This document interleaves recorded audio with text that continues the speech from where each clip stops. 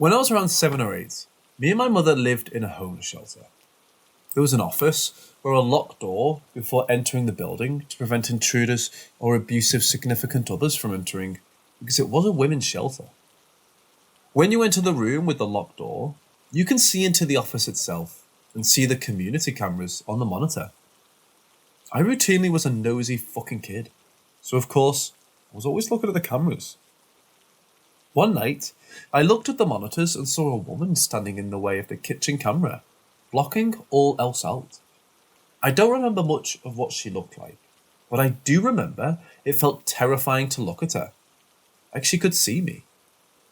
I remember distinctly she had no eyes, and her hair was pulled back, but not much else. I told my mom because I was scared. She told me she saw nothing. Only the kitchen, and that maybe it was the trick of the light, or where I was standing that made it look like that. I accepted that and pretended like there was nothing there. However, just before the shelter let us in, the specific camera went fuzzy. I mean, full static. And then I saw nothing. Just the kitchen. No woman, and no way someone could be that close to the camera. Considering it was high up enough, it showed the entire room. Needless to say, it freaked my mum out enough that she worried for me. And I know what most of you are thinking. It could have been someone hacking the camera. Someone could have been working on it. And all would be true if anyone else had seen her too. It was unmistakable. There were 7 cameras and no one noticed a woman. Everyone else saw a kitchen. As I've grown up, I've had multiple ghost encounters. However, this is the only one I felt malice in, like they wanted to scare me at the very least. Other times, that should have been more terrifying, simply don't live up the dread of feeling watched by someone only you can see.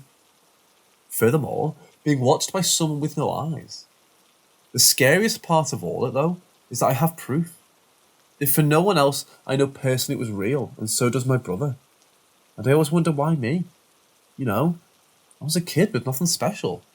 Why do you want to scare me but none of the other kids?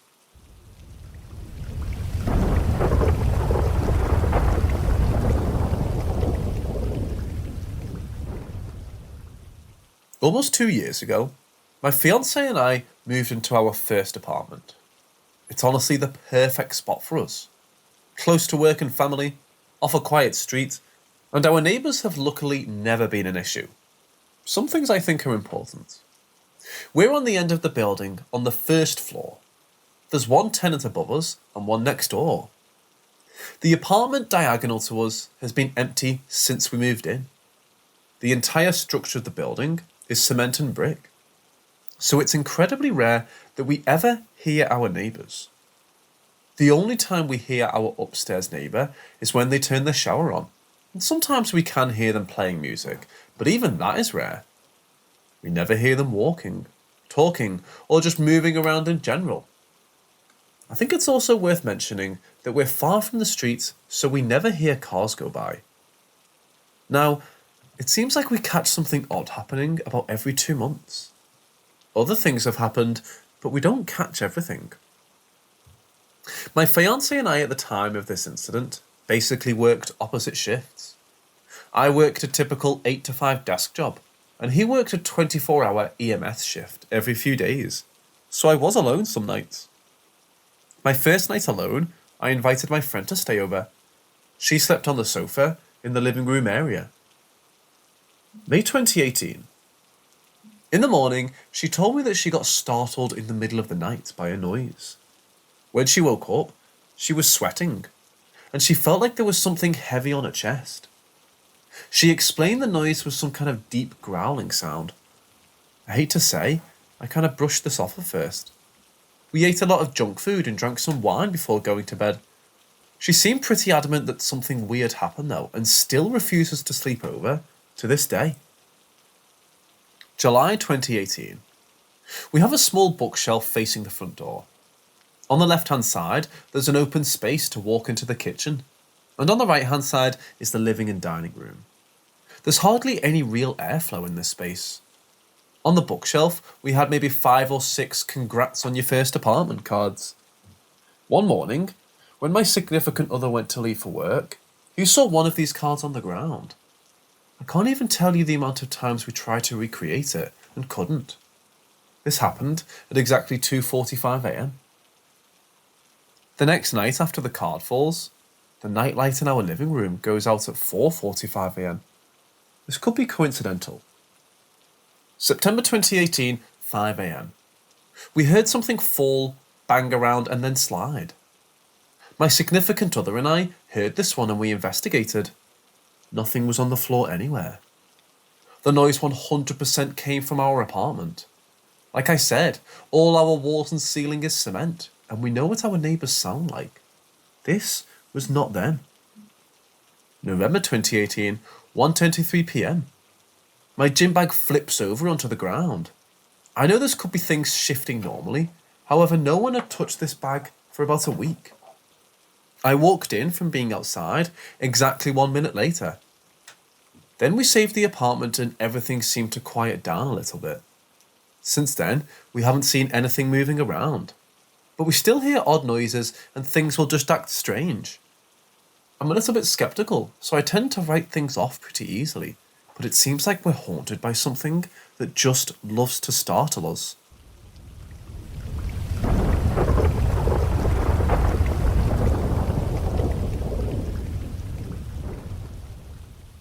When you think of a ghost dog, some may think lost innocent spirit, and others may think demonic. In my case, I'm not really sure how I feel about what I saw. It all began 2017. I had a friend over and we had been playing Minecraft on the PlayStation 3. We played for hours on end, having the time of our lives. Everything was going so well until my grandpa Cake stormed out of his room, demanding we go to sleep. My friend, being completely terrified of my grandpa, went to sleep immediately. On the other hand, I decided to see if I could stay up all night. We were sleeping on our L-shaped couch together. She was on one side and I was on the other. Hours passed. I was still lying awake with no phone. Only a crappy dinosaur watch from Checkers. I couldn't tell the time, even though I was 11 and everyone else in my class could. I sort of figured it was about 3, because the hands were on 3. I stopped staring at the roof and looked over to the mini lounge next to the couch that had 2 pink velvet couches, one of which, to my disbelief, a dog appeared standing on top of the back of the couch of the 2-seater sofa. It wasn't a normal dog though. It was a skeleton of a dog, quite a big dog. It was staring forward into the mirror across the room, its eyes red and body emitting black smoke. In that moment, I didn't feel any fear, more a sense of curiosity and calmness. I wasn't afraid and just stared. I thought I was asleep, but I was awake, and it was really happening. I just lay there staring at this demonic-looking dog. No sound.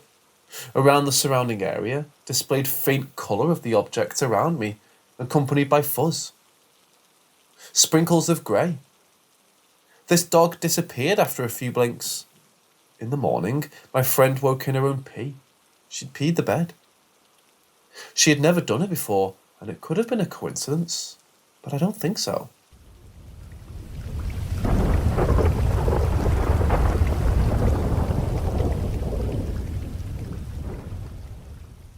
So my aunt just died this week, and last night my lamp started flickering. I thought nothing of it, but then I told my mom, and she also had it happen in her home around the same time. She was mentally handicapped, so she never talked. She went downhill last week and died this week. We burned her, and I was with my dad and mom till the last moment. I think it's a bit weird because when my grandmother died, nothing happened. I also didn't feel the vibe change or something like that. But when the lights freaked out, I just knew what it meant. I checked my lamps twice to debunk it, but nothing came from it. I also didn't see anything. Do I believe in ghosts? Well, yes and no. I know they're here, but always when something like this happens, I can debunk it. Or I have an idea what's going on. But now I don't have any idea what's up. What now? I'm going to observe my lamps and we'll watch the vibe. I know some things I need to look out for, and I'll stay on my feet.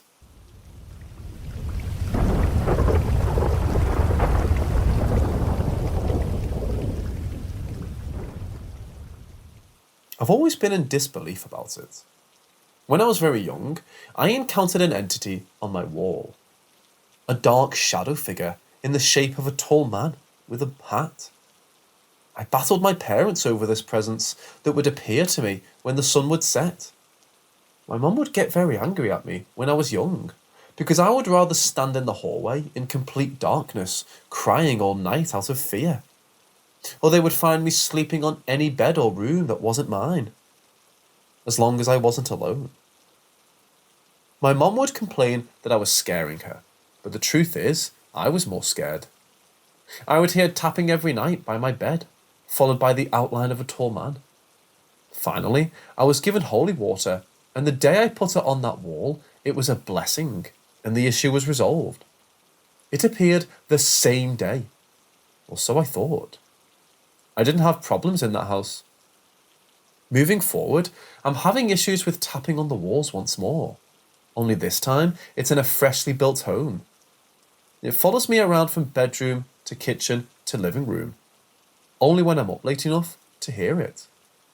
When I mentioned it or tried to record it, the tapping sounds immediately cease. It's only targeting me for attention. I ignored it for a long time, hoping it was all some explainable coincidence. However, today, I finally captured a video that makes me sick to my stomach. I was up late around 2 a.m. when I heard knocking on the corner of the wall. I decided to listen for a bit and then pull out the camera to record. Of course, it immediately stopped. I instigated by knocking on the wall. It knocked back at me, mocking the same exact knock I made. I'm in shock and disbelief. If anyone has dealt with this or can help, please do.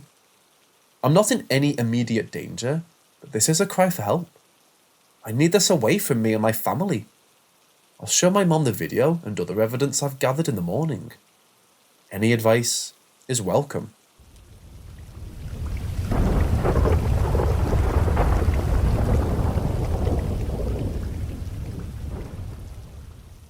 The little doll has a spirit attached to it. We had a paranormal team come take it to a museum with other haunted artifacts local to us. We found them at a yard sale. They were both missing the same side leg. The owners and we joked about the dolls being haunted, and we bought them for $5. When we got in the car to leave the yard sale, we found the dolls and it started to hail with sun shining. We ended up going to eat because there was no way we could shop the yard sales in the rain. After we got done eating about an hour later, we went to another yard sale a block away from where we got the dolls from. Everything was dry and nothing was out of place. I asked the lady how she kept her stuff dry when the hail came through, and she didn't know what I was talking about. If my fiancé wasn't with me, I don't know if I would have believed myself. That night, my fiancé had a really bad dream that the smaller doll, and it was telling him to kill me. He woke up and thought he actually hurt me. I joined some groups and shared the pictures of the dolls on Facebook. They immediately knew it was the little doll. My friend showed her mom the picture of the doll. Her mom wanted to come see it before the paranormal team took it. When they got to my apartment, she went to hold the doll but immediately sat it back down because the energy was so overwhelming. I asked her if I should try to hold it because it was my doll. She said sure. I picked it up, and as soon as I did, I felt this sensation like a high almost start to come in through my feet and slowly inched its way up my body. When it got to my neck, I started choking and sobbing uncontrollably. Everyone yelled at me to put it down. I put it down, and the feeling went much faster back down out through my feet, the same way it came in. Whatever it was, tried entering my body for sure. We all wanted to go outside to get some fresh air after that. We walked outside between the apartment buildings, and on the deck behind me, all of a sudden, there was like 5 big-ass crows behind me on the balcony, screeching at me like they wanted to attack us. Well, my friend and her mom went home. I don't blame them. Anyways, the paranormal team comes. The air is so heavy when you walk in my apartment, you can literally feel the energy. They start blessing the dolls and house, and the neighbour's dog is howling the whole time, which it never does. The lady carried a white stone to keep her grounded and protected, and she started freaking out because the stone turned hot. The energy level was a 3.5 out of 10. It was also crazy. I'm so glad I have so many witnesses.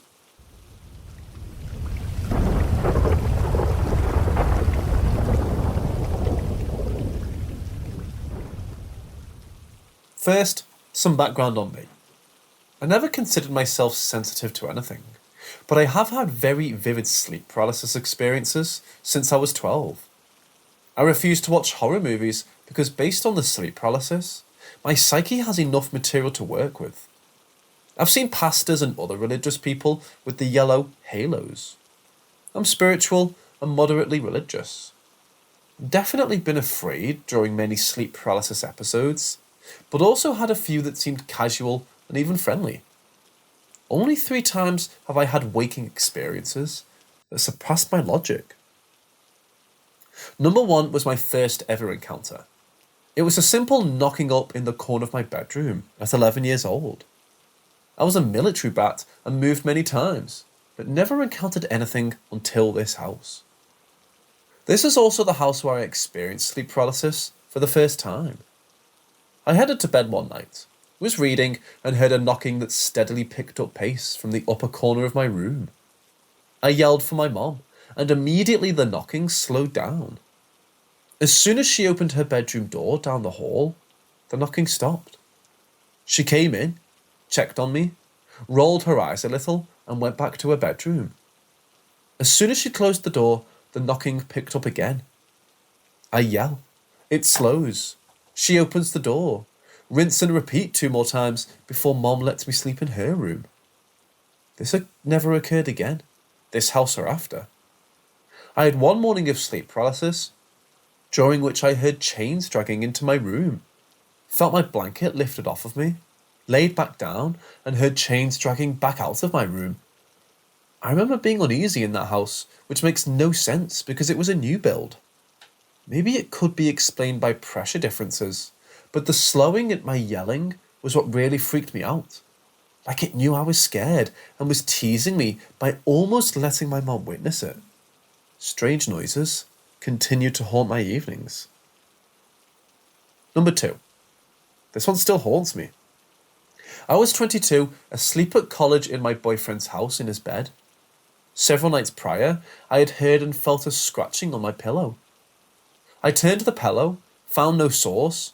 I then nudged the boyfriend and asked him about it, to which he responded in utter groggy confusion.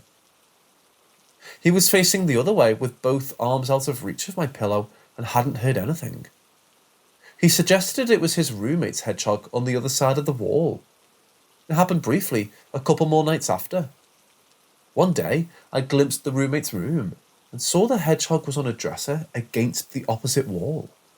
For how loud the scratching was, and the way I felt it in the fabric against my cheek, that couldn't have been the source. All of these previous times, it was brief and went away after I investigated a little. Until one night. It persisted after I flipped the pillow. It persisted after I remade my half of the bed. It persisted when I used a completely different pillow. It felt along the wall as it was occurring, thinking maybe it was a mouse or bug. I tossed and turned and the scratching continued. I wasn't scared as much as I was annoyed. I just wanted to sleep. Exasperated, I slammed my head back and said out loud, "Stop it!" Instantly, it froze.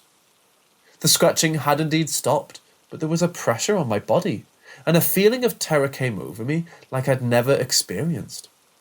I was suddenly crying, though I couldn't hear or see anything out of the ordinary.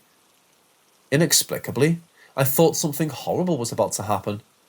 It took me a moment to think around the terror, and I began praying in my head. As I did, this feeling of warmth and lightness blossomed and slowly flowed from the centre of my chest until the fear and pressure were completely gone.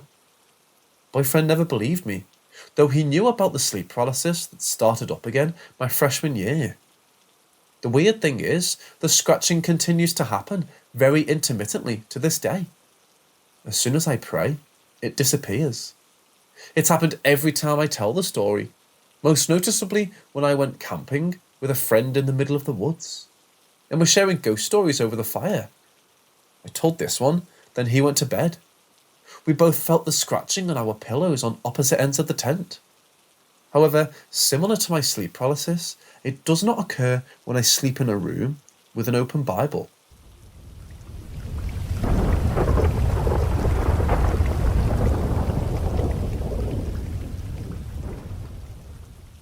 So the house I live in was built sometime in the 40s, and it sits on 5 acres of land. I live in a very small town, smaller than small. I call it a micro town. It's hardly even a town. There's not much here, and it's pretty rural, but nestled between 2 other cities. Only about a quarter of our land is cleared. The rest is dense woods. We don't go back there often because of ticks. However, my boyfriend has been throughout the whole property, and he came across what used to be another house deep in the woods. It looks as though it burned down. All that's left are some bricks and the cement blocks the house once sat on. Our house is all wood, except for vinyl siding which was probably put on in the last 30 years or so. I'm assuming the old house burned down and the original family rebuilt the current one we live in now. All 5 acres have remained as one property over the years, so the original family owned every bit we own now. There's no record to my knowledge of the house we found in the woods, so there's no telling how old it is. The town was established in the 1830s. Something odd to note is that there are no cemeteries here. I do know that it was common to have a family plot on your property, and most homes here sit on at least a few acres. Honestly, I believe there could be a couple of people buried here, but we haven't found any headstones. But also, if they were marked with flat headstones, they could be possibly overgrown. So here's what the paranormal aspects come into play. A few months ago, I was getting ready for work. I was in the bathroom with the door open. The bathroom is at the very back of the house.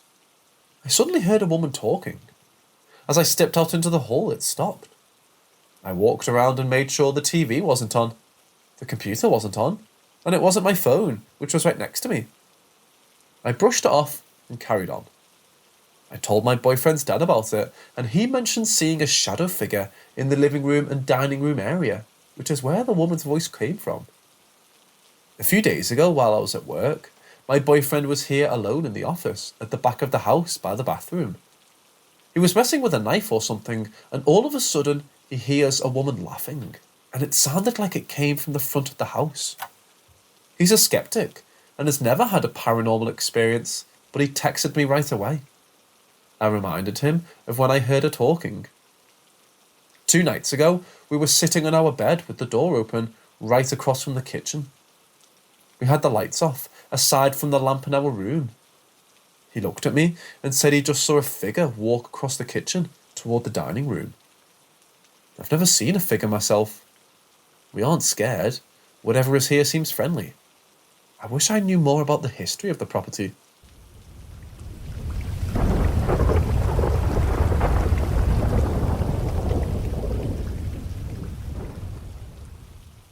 My girlfriend the other day asked me if I'd ever had a paranormal experience, and I gave it a quick thought. Started to say no, when an old memory came flooding back. I was about 10, and my family went to visit my stepdad's side of the family in a very small town in Minnesota. The trip was fine, until my mum left a couple days early. I didn't mind. I'm very close with my stepdad and was having a good time with all the cousins. The house was short on beds, so me and my stepdad shared a bed in the basement. I woke up, extremely uncomfortable. The best way I could describe it is the feeling of being crushed by hard plastic, like the kind they used for N64 products. The feeling even had the same creaking to it. I was young and scared, abnormally scared, and could move, but painfully. I woke up my stepdad and he thought I was just having a bad dream, but it didn't really subside until I got him to take me upstairs. I slept on the floor upstairs after that and haven't ever been able to come up with an explanation for what happened. I'm in my 30s now and it still makes me nervous to think about. Any thoughts?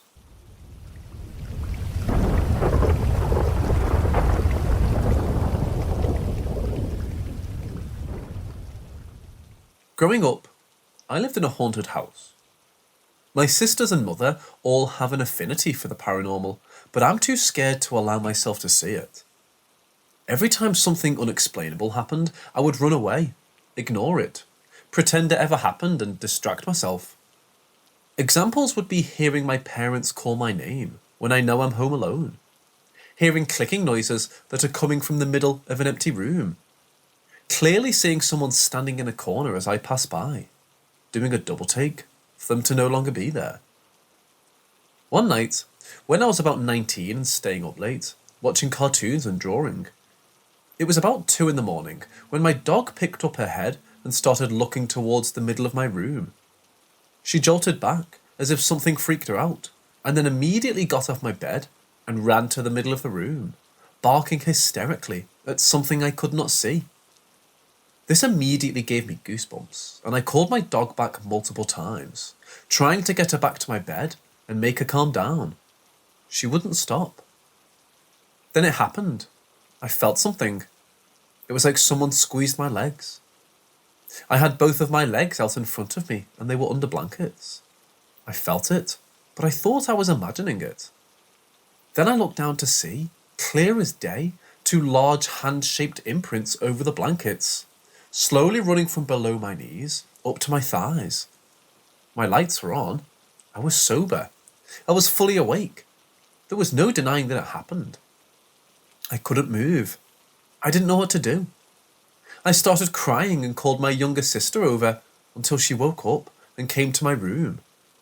My dog didn't stop barking until my sister came to my room. I had a full-blown panic attack.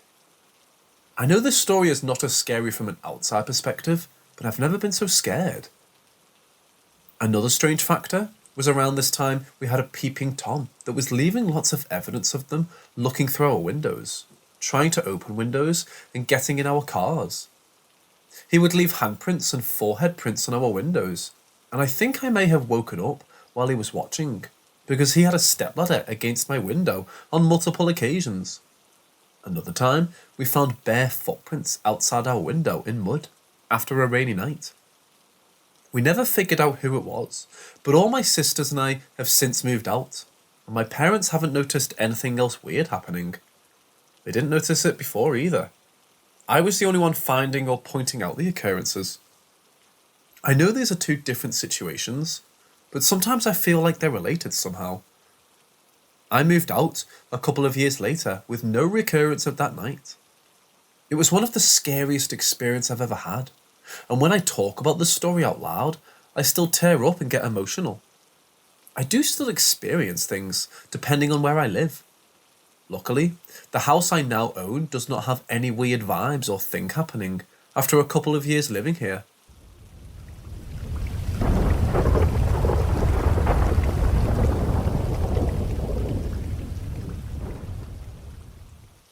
My grandma died when I was very young. It affected me deeply because she had been watching me at the time while my mum was out. She died in front of me, and I reacted as best I could, being a child. I went to my aunt and uncle's house who lived just behind me. All I knew was that something was wrong with Grandma because she'd fallen down the stairs. The EMTs came after they called 911, but nothing could be done. She had passed. For the longest time, I had trouble dealing with it. I spent the longest time blaming myself and hurting deeply over it. This has been the most traumatic experience of my life. Shortly after she died, we moved into the home she lived in to take care of my great-grandma. Though with time, it was healed as best it can. The one thing I do think about when I think of my grandma is Christmas. If there was ever a truer person that embodied love and the spirit of the season, it was my grandma. She would gather all my relatives, aunts, uncles and cousins to her house for a holiday feast and gathering together, from far and near. Because Grandma was pretty much the matriarch of the family, the entire glue that was our family was held together by her hands, not to mention her food. If there's one thing she could do well, it was cook, but her expertise I think was baking. I have fond and vivid memories of gathering apples from the apple tree in the backyard for her, where she would bake pies, crisps, and whatever else she could do with them. Though her cookies were the best. I loved my grandma's cookies, and she made the best chocolate chip in the world. I staked my life on it. And I remember her kitchen always being filled with the most wonderful smells imaginable. I recall a time during the holiday season when I was really missing her. It had been many years since she passed, and I was still trying to come to grips with her dying when I was so young. I was sitting in my bedroom thinking about it and talking to her in my head. I was feeling rather upset over it, really. "I miss you, Grandma," was the thought in my head that came, and shortly after it did, there was a loud sound in the kitchen. The sound was a clash of pots and pans, almost like someone was getting them out and tossing them on the countertops. We had cats at the time, so I assumed they were being ornery and had knocked things over. So I went into the kitchen to investigate. There was nothing. Not a cupboard opened or anything strewn about. Nor was there a pot or pan out of place, as well as nothing at all on the countertops themselves. It was confusing, to say the least. I shrugged it off as an odd occurrence and went back to my room. Though it was then that the whole house filled with the most pungent and wonderful smell of someone baking. Not just the kitchen, but the entire house itself permeated with what smelled like a mix of brownies and cookies being made. My heart was strangely warmed by it, and I'd forgotten about being sad. Though it dawned on me that it wasn't just a weird occurrence. I'm convinced that it was my grandmother coming back to comfort me, let me know she was still around, and tell me she loved me in the best way she knew how. The story doesn't end on that note, however. When my mom came home from work that day, as soon as she walked through the door, she said, "It smells like somebody's been baking in here." Merry Christmas, Grandma.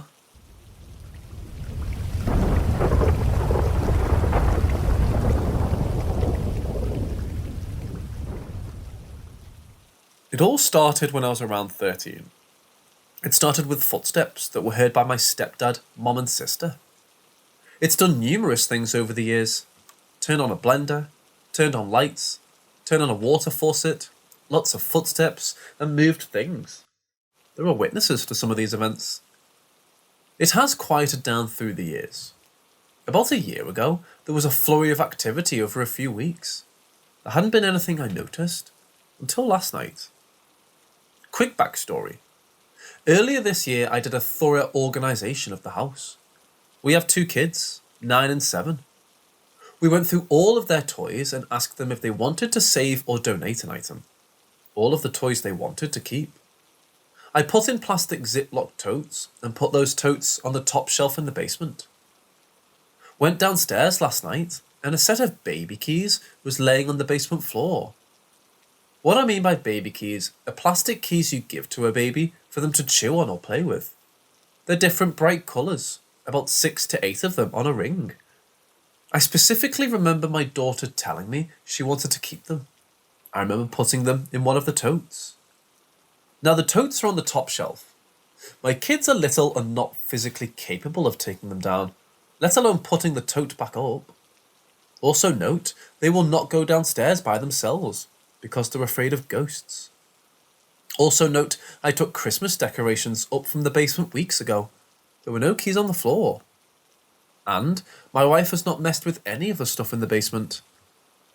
So they were on the basement floor. When I saw them, I said out loud, "Well, that's unusual. They're still there and haven't put them back yet." Not earth-shattering, but still interesting and unusual. I wonder what it does next, since it let me know it's here.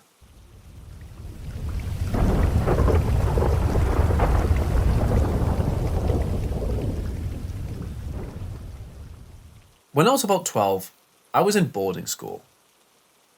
The school term ended and I came home for the school holidays to my childhood home that my mom had only recently moved back into, after having had tenants for some time. There were still unpacked boxes piled high in the dining room, and furniture that was out of place. Happily, my old friend Emma, who had been in a different school, was invited over, as I had not seen her in a long time. That evening, out of boredom or whatever you might call it, my mother, Emma, and I decided to play a game called Glassy. Glassy is basically the poor man's Ouija board. All it takes is a drinking glass turned upside down and scraps of paper on either side of a small glass table with the words yes and no. As we three put our fingertops to the bottom of the overturned glass, it eventually started moving very slowly with the questions we asked. Very stupid questions. Are you a ghost? And such. As the night wore on, the glass moved quicker and quicker under our fingertips, and I even accused my mom of pushing the glass and making a fool of me. My mother laughed it off and said it was just our subconscious moving the glass. The longer we played, the more efficiently the glass moved, to the point where it was so quick, it almost moved and lost traction to our fingertips. I started to believe, but unlike my mother, I didn't believe it was subconscious, but rather some otherworldly spirit.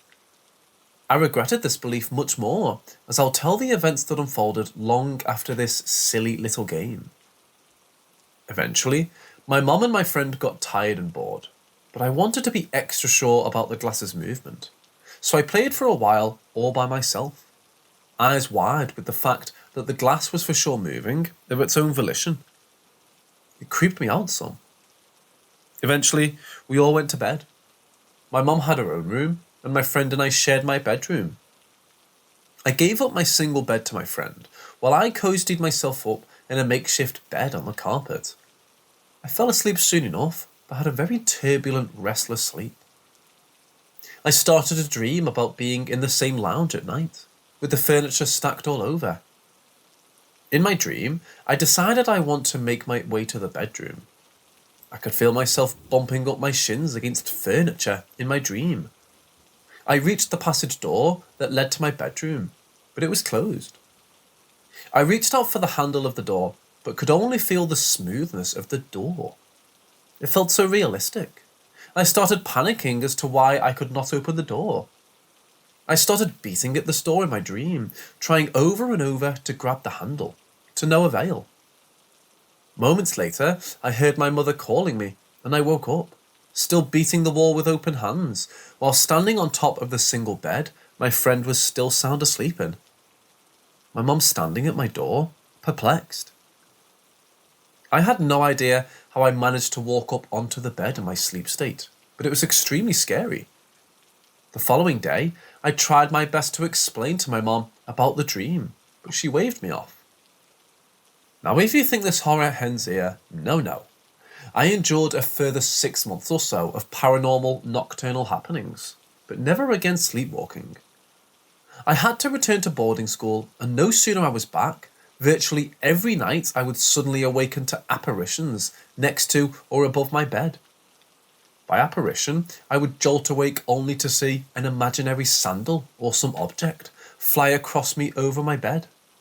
Soundless, translucent apparitions, which I knew were not real, but were there for my eyes to see, nonetheless.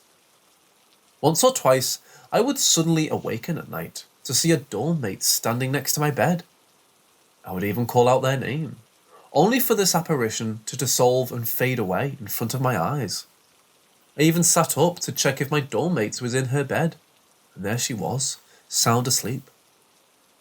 I was just terrified of sleeping every night. Every night would at best bring a creepy waking experience, or at worst, some sort of apparition and sheer terror. I couldn't tell my dorm mates or my teachers, as I was sure they would not believe me or see it as a cry for attention. I just endured this for months on end and tried to pray, sleep in certain positions or whatever might improve the situation.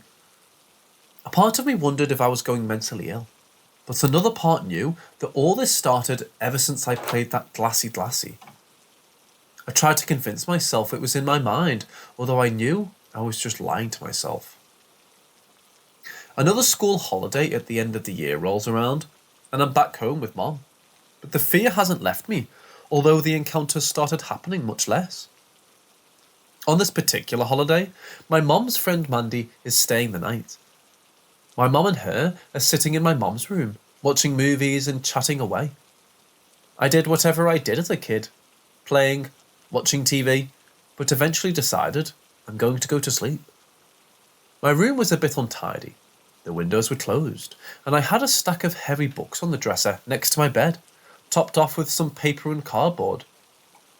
I switched off the light and settled down to sleep, and was just on the point of the deep sleep, when I heard some scratching noises on the papers and card laying on the dresser right next to my bed. I opened my eyes and saw another apparition, that same translucent type that somehow showed up no matter the dark. Its hands were fidgeting with the paper and card, and as I looked at it, it seemed to look at me. This form was the form of my Mom's friend Mandy. Same height, same hair and green eyes that I could see in the dark. For the second or two, it just stared at me while touching the paper. What terrified me most is that this time, it wasn't just me seeing things. I was hearing it touch something. Before I could even spring up to turn on the light, I heard a crashing of the books from the dresser onto the floor. I bounded out of bed in one leap and put the light on. Terrified, I surveyed what had happened behind me. The huge heavy books that had been neatly piled on the dresser were strewn across the floor, so far spread out that it wouldn't have landed so far had they collapsed naturally. I was so creeped out, and the book that had been on top was an old book called The Great Controversy Between Christ and Satan. Gosh, just for added spooky and dramatic effect. Still, I knew this possession of me was real, and I had unleashed something awful that night of Glassy. But the conscious logical part of my mind told me to go ask Mandy if she had been in my room. I knocked and asked Mandy and my Mom. They were both relaxing on the bed, watching a movie in their room, and they said no, and looked at me as though I was crazy. Fortunately, that incident was the last of them, as this problem left me. It really terrified me as a kid, and although I told Mom about the things that happened, and that it started with Glassy, she definitely didn't take me seriously. I've told very few people in my adult life, as I imagine, that think I'm crazy or a liar.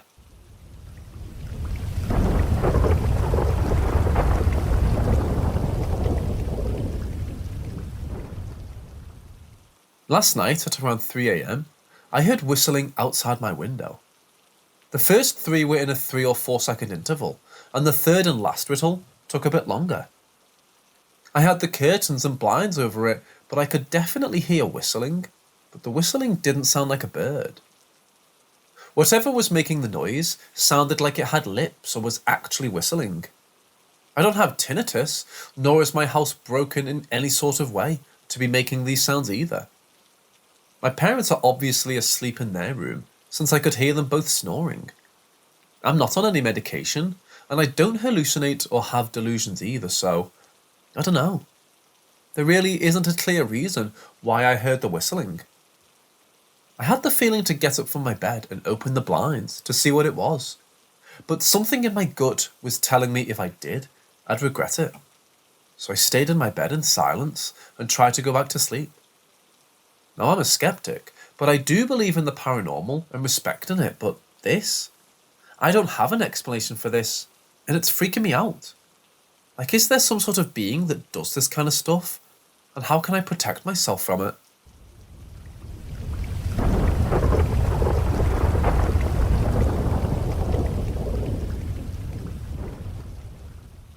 I live with my mom, dad, and 2 siblings.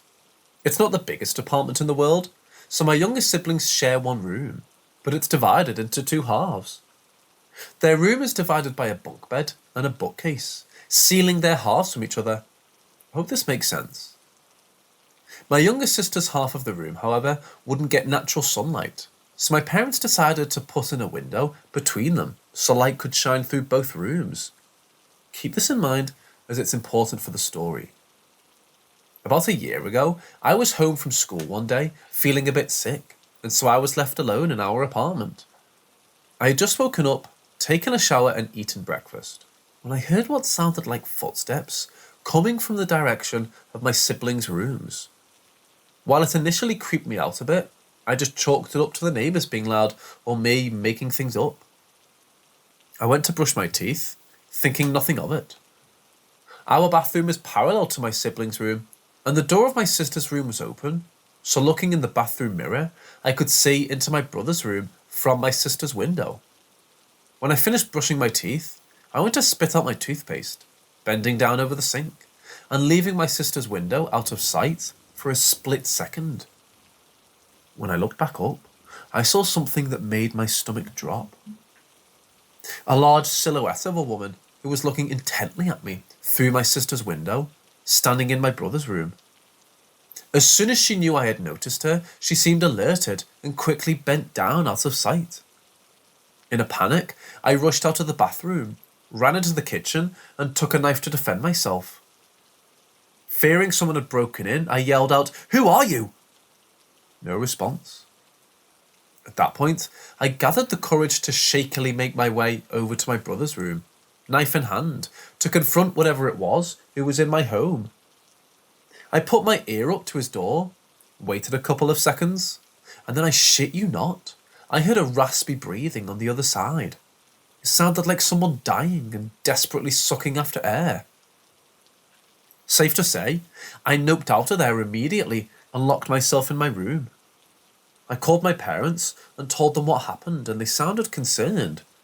And then my dad said something that hadn't even slipped my mind. But that window was over 2 meters high. Whatever this was had to be the tallest woman on earth, as I had to hunch over to look through the window. I stayed in my room until my parents came home, and when looking through the apartment, they didn't find anything. To this day, I try to stay away from my brother's room at all cost, and I always close the door when I'm brushing my teeth. I'm not trying my chances with whatever the hell that thing is.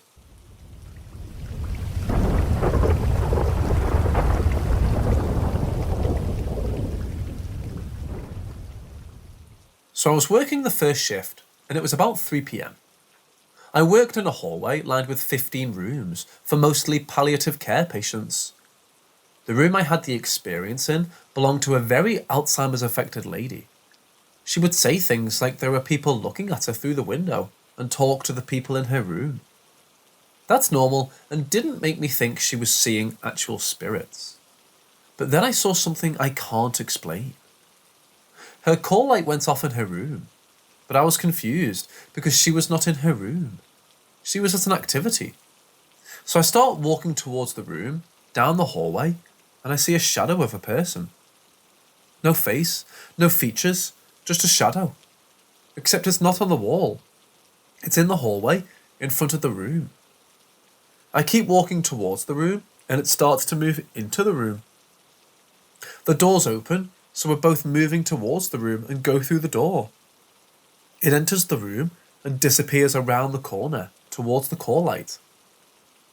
At first, standing in the room, I was scared and tears welled up in my eyes. But then I just walked out and didn't really think much about it again. Didn't tell anyone either. Until 2 weeks later, I'm in the same room with another CNA, and she brings up the dark figure that appears in this room and another room. And I'm like, what the fuck? I saw it 2 weekends ago. She went on to tell me a few other experiences people have had, and I'm just in shock.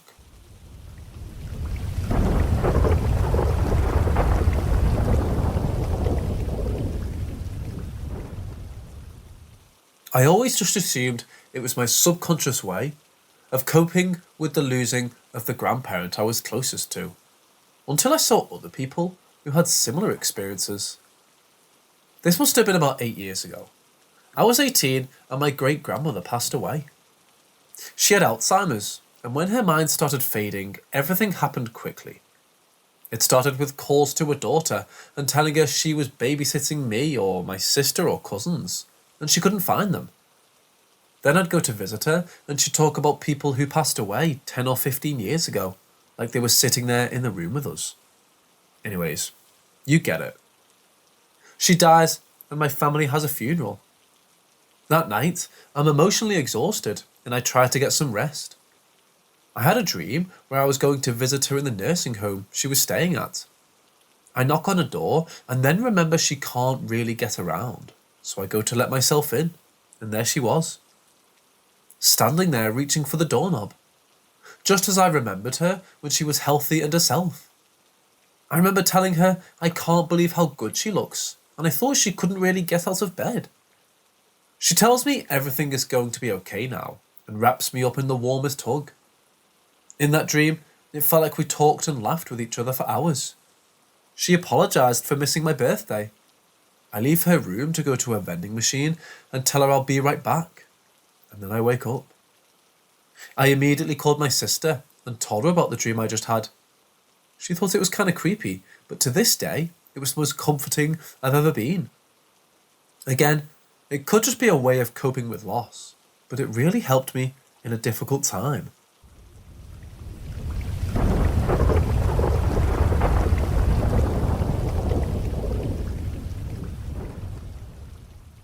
I've only told about 5 people this story, but wanted to share it with other like-minded people to try to understand the experience better. So this all took place in 2016-17 in central Georgia, about 45 minutes from Macon. I've always been fascinated with the paranormal and have had countless experiences from my childhood. So I was hanging out with my friends when the topic came up. Of course, most of my other friends are very skeptical, and I suggested we go somewhere haunted. There is a local legend here about a road with 5 bridges, and I told my friends we should check it out. We get there at about 1 AM and stay a couple hours. There were a few strange sounds we heard and a dark, heavy feeling, but not much else. One of my friends claims that he saw a woman, but nobody else did, so we figured it was just his imagination. After we're done with the bridges, we go to the church that's right beside them. Now this church is, to put it plainly, weird and creepy. It had blacked out windows, no steeple, and a small cemetery with graves that dates back to the 1970s. We get a much stronger feeling here and decide to head back to my buddy's camper and chill.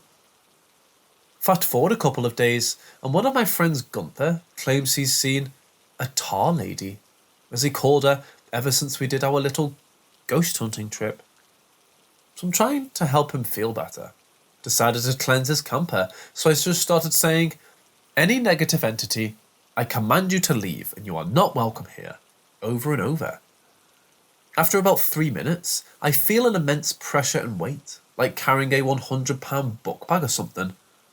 The lights start to flicker, but I keep on. My friend tells me that there are entities pointing at me, laughing and mocking. I don't see anything, so I continue for about 10 minutes until it's too much to bear. I run outside and start puking, and my friend tells me I have dark circles around my eyes. I feel like I had the worst hangover in history. Tell him I have to leave and go back home.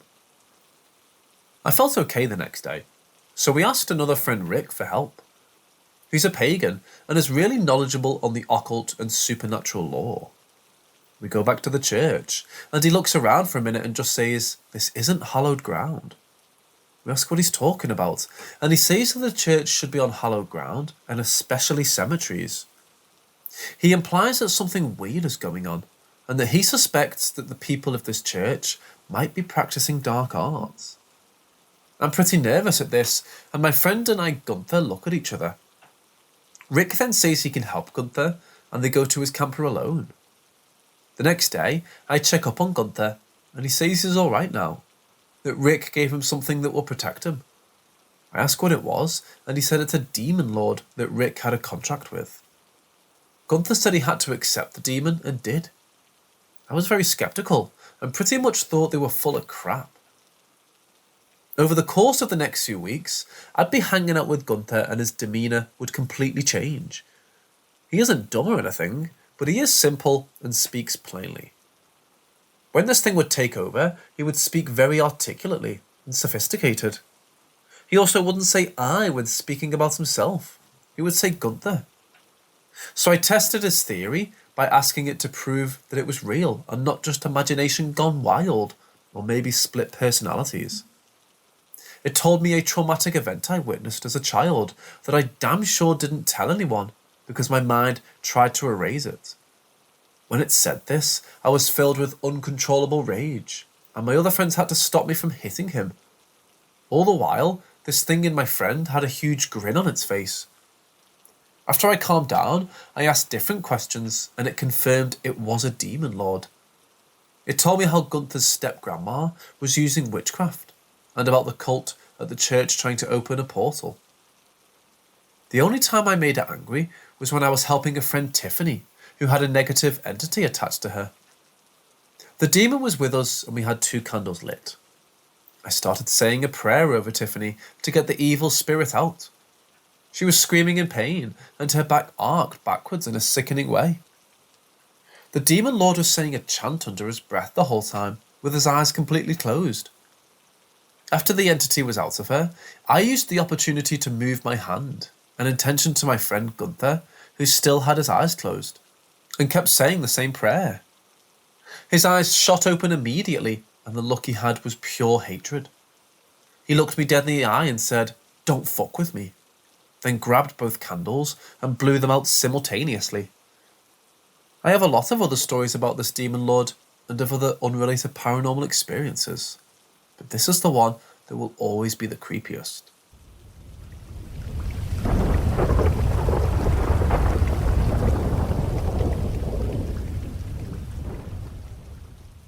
It happened a long time ago, and a lot of the people it happened to are gone now. However, my oldest brother remembers it pretty well, and my second oldest brother remembers a few things that happened around him as well. I don't remember any of this, as I was a newborn baby. I was told this story many times by my brother and my brothers, and sister, and many cousins who witnessed it, and swore it all happened. So apparently, there was this old lady who related on the opposite bloodline of ours to one of our cousins. The old lady was very ill, and knew she was dying. She talked to my cousin about some cookbooks she wanted her to have when she passed away, because she knew that Alma liked cooking, and she wanted her to have them. She was very specific about 3 or 4 special cookbooks that she wanted to get to her daughters. Maybe they had some special family recipes in them or something. Anyhow, she was very clear with Alma was not to take these cookbooks, but everything else was okay. So eventually, the old lady passed away, and they were clearing out her things.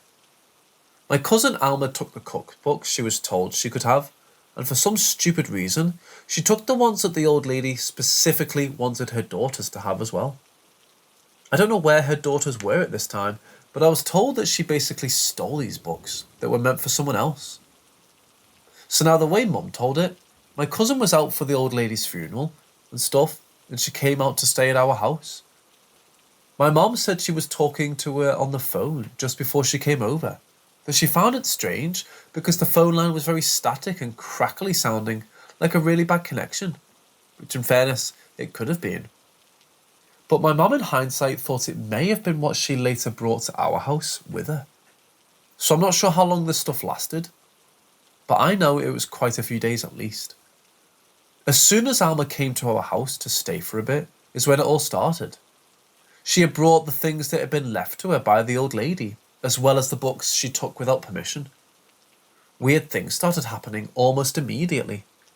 Knocks and bumps in the walls, silverware in the cabinets jingling and moving inside the drawers on its own, like you could hear it rattling and bumping together, metallic sounded noises. They would go to bed, and under the covers of a fully made undisturbed bed, they'd find cutlery like butter knives, spoons, and forks just sitting there. Alma was getting the worst of this stuff though, and she could hear knocks and bangs in her room, or under the bed. Her hair would get pulled in her sleep, and other stuff that basically was not letting her rest. During this time, my middle brother says he saw books move on their own. Also, a whittled, very distinct piece of wood someone was messing around, carving with, got thrown out into the woods when they were done with it. When they came back into the house, that exact same piece of wood was in the stove. Things kept getting weirder and louder, and my mum was getting really scared. They all went into the bedroom I was sleeping in as a baby. I guess it was quite a commotion going on in the house, and they all ran into my room to be safe together and make sure I was okay. Whatever this entity was would not go in the room where I was for some reason.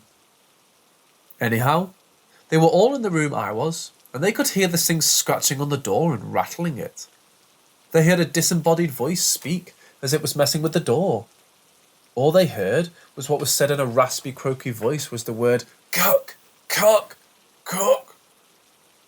My cousin then broke down and confessed to my mom that she had taken cookbooks that were not for her. My mom was very upset with her and told her to take the books back to the old lady's house that morning. The morning they were taking the books back, my sister was going with Alma because she was too scared to go there on her own after all that happened. My sister was holding the stack of books, and Alma said she was done with them and was going to take them all back. Just as she said that, each book she stole came off the stack my sister was holding, and each one landed right on top of the other on the floor, perfectly on top of each other, one at a time. All activity in our house stopped after that, and all was good. The question I have is, why would it be avoiding an infant's room? One other thing I forgot to mention also is that my mom tried some pickle recipes from some of these cookbooks before she knew that some were stolen. She said everything she made was messed up and didn't turn out properly.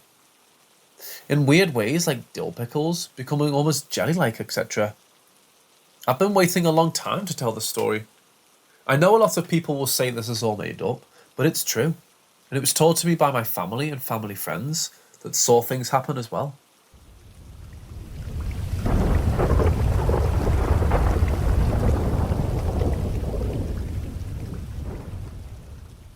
Backstory.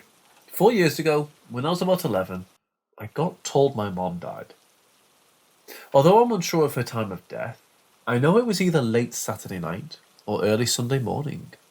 But on the Saturday that day, me and my older sister were visiting my mum, as per usual, then heading back to her house to stay the night. And from the moment I stepped into her house, from getting from the hospital, I felt sick to my stomach. And I felt like that until I knew about my mum's passing. Anyway, later on that night at my sister's, I found it tricky to go to sleep. And when I managed to, I was waking up on and off throughout the night with extreme nausea, to the point where I was trying to force myself to be sick. And I also felt lightheaded and had headaches after managing to get back to sleep, due to me feeling unwell, which I brushed off as a cold coming. I kept having these reoccurring nightmares throughout the night of my mum dying, and she'd go to say something to me, and I'd wake up again. This repeatedly happened throughout the night, and I tried to calm down by reassuring myself I'd go visit her tomorrow. But obviously that never came, as I was greeted to my dad at the door telling me what happened. But it was like I was expecting it, when I wasn't, because the day before she looked fine. But recently now, ever since that happened, I don't know if I'm going insane anymore, as now all hell's breaking loose. I can't stand to be left alone in the house, as some things have gone on that I can't explain, such as the hallucinations of seeing things, and the shadowy things, the presence I always feel that someone is watching me. Weird noises, pictures falling, and one door in particular keeps opening. I've always made that out to be natural, but I don't know if I can anymore. Especially because now my dog will stand by my side and stand stiff barking and growling in a certain direction. And this has happened countless times, and sometimes my security lights would flash on their own and go on and off without there being anyone around, as I live in quite a rural place. I've always made up the excuse that it would be an animal, like a cat, but I always check, and I never see anything.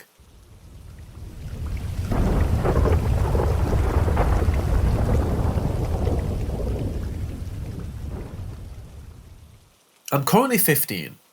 When I was around 7 or 8 years old, I had what me and my sister both believed to be a ghost sighting or experience. Now, it wasn't absolutely terrifying, it was more confusing. Me, my sister and my mum lived down a pretty secluded road. Our house was surrounded by trees, and if you passed our house and kept going, within 5 minutes you'd reach our family graveyard. I actually loved living near the graveyard.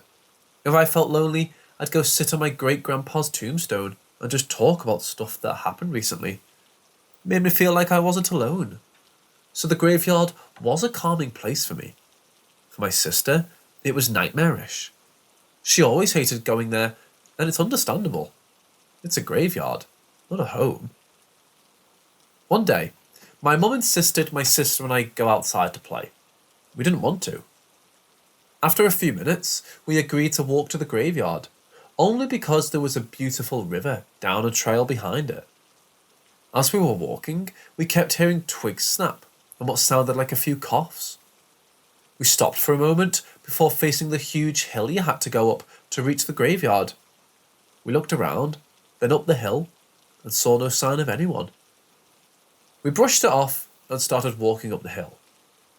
About halfway up, we heard a very clear cough from directly in front of us. We looked up the hill, and about 6 or 7 feet in front of us was a man. Don't know how tall, but he looked quite pale. Never blinked, never moved, just stared at us. The second my sister saw him, she fell backwards and screamed while running back to the house, leaving me alone as I just continued to stare at him. He was wearing a suit, a brown suit, a black, slightly beaten up briefcase in his right hand, an old-style watch in his left wrist, round glasses, a black fedora, and black business shoes. He looked familiar, but I couldn't tell where I had seen him from, so I said, "Hi, you look familiar." His face contorted for a moment before a small smile rested on his face. In due time, he said lightly. I heard my mother screaming as I heard her rapid footsteps. I looked down the hill to see her looking around frantically before she saw me and relaxed. I turned back and the man was gone. "Bye," I mumbled before following my mum home. About a month later, me and my sister went to visit our great-grandma, as she was our favourite family member. She was always cooking and making sure you were happy. While I was sitting in the living room, I looked around at the pictures. My heart stopped. I saw a picture of the man, in the same outfit with an arm around my great-grandma's shoulders. They both seemed to be laughing. "Nanny, who is that?" I asked my great-grandma. She smiled and said, "That, my dear, is your great-uncle, my brother. He passed away in a car wreck a year or so ago." I couldn't believe my ears.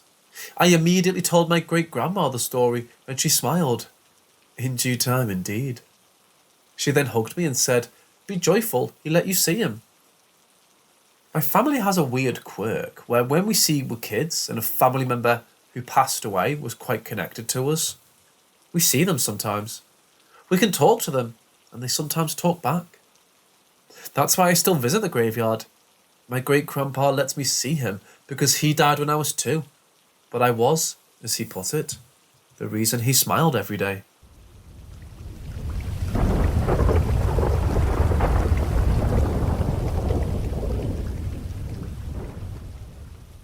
I'd lived in this house since I was born, and that's my problem. This house, more exactly, the things that live here with us. I have memories of strange things happening here since I was a little kid. The typical haunted house stuff, I guess. Back then, I used to live with fear. Everyone in my family knew something was wrong, but they pretended nothing happened, not to scare me. Time passed, and while I grew up, my family knew they couldn't hide anymore.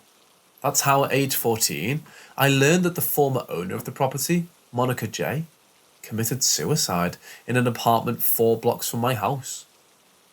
My parents explained me that although the police called it a suicide, a lot of mysteries were left unsolved in the case. Maybe that's why the house was haunted. I believe that too. My parents are strong Catholics, so one day they called a priest to bless the house. They even arranged a mass for Monica's soul. After that, that was it for them. Nobody should talk about the haunting again. The problem is, what my parents did didn't help a bit. Mainly because the entities living in my house are different than usual. There's a cliche about ghosts. People think ghosts hide and only appear sometimes. People think ghosts play some sort of peekaboo game with you. And how wrong they are. In my house, you can feel how your vision gets blurry when one of these things passes in front of you. and in the night you can see them as shadows crawling in the darkness. In all the years I've lived here, I've seen a woman, a kid in a tuxedo. In my house, we have a Virgin Mary statue like 4 feet tall in an inner courtyard well. I saw her cry. My soul almost left my body the night I thought how well the eyes in the statue were made, how realistic the teeth were carved, and then touching it just to realise she was actually crying. After all these years, me and my family got used to it. Everyone knows something's wrong, but these things don't bother us that much, and we've learned to live with them. Because all I've experienced nowadays, nothing scares me. Except for one specific entity, and he's the real reason for this post. That thing terrifies me in a way you can't imagine. After having 2 episodes involving that thing, I conclude that no human has felt fear in its life as I've experienced. He stalks my older sister mainly. It all began like 7 years ago. My sister, Mary V, told us how something tall, shadow-like watched her sleep. She was used to waking up in the middle of the night with an unsettling feeling just to see that thing watching her. She was so scared that she always slept with our dog, a boxer called Bianca. That dog was always alert and she reacted to the slightest move. But my sister told us how that thing would make Bianca sleep like a log. Even if she poked the dog really hard, she wouldn't wake up. Things got worse, and she woke up with bruises and with horrible feelings. She was desperate for help, and my parents called the priest again. He told my sister that maybe what was bothering her was inhuman, a demon. He gave us holy water and an exorcist salt to put in my sister's bedroom. Also, he suggested some saint statues on my sister's room. Years have passed, and that thing broke the statues and ignored everything. He's still there. The priest came again to tell us my sister was experiencing an infestation, and only faith would help us. I'm not a Catholic person, and I don't think that'll help. I'm writing this because recently I've been attacked again. I've only experienced what that thing can do once before, and I don't want to feel it anymore. I'll try my best to describe what it's like. The first time I felt him was when I was 16 or so. I was home alone reading Harry Potter and the Deathly Hallows in my room, and out of nowhere I started to feel bad. An unsettling feeling hit me like a truck, as if something really bad was about to happen. It was 4 p.m, so the light entered through my window. It was a cloudy day. I stopped reading. I couldn't ignore that feeling anymore. Then I just started to feel really bad physically. My body started to hurt in a strange way. It was something like that kind of pain you feel in your body the day after you went to the gym. My whole body felt numb. And I saw it. A dark figure moving through the air, coming closer to me. He stopped a few inches away from me, and he was huge. So big, he was preventing the light from entering. My whole room became darker. I started to sweat and shiver. I didn't know what to do, and suddenly he talked to me. Don't get me wrong, not like a voice, but inside my head. As if he could enter in my mind. He just insulted me with the worst things you can imagine.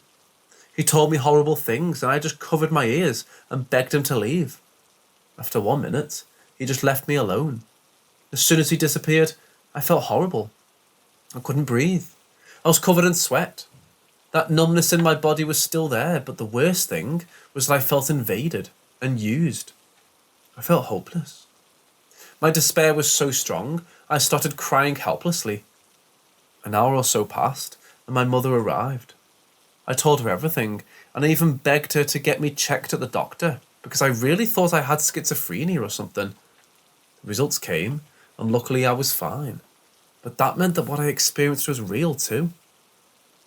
I've encountered that thing recently once more, and believe me, I don't want that thing living here with us no more. This is my desperate cry for help. No priest helped us. Does anybody know how to get rid of that? Has someone experienced something like this? Help!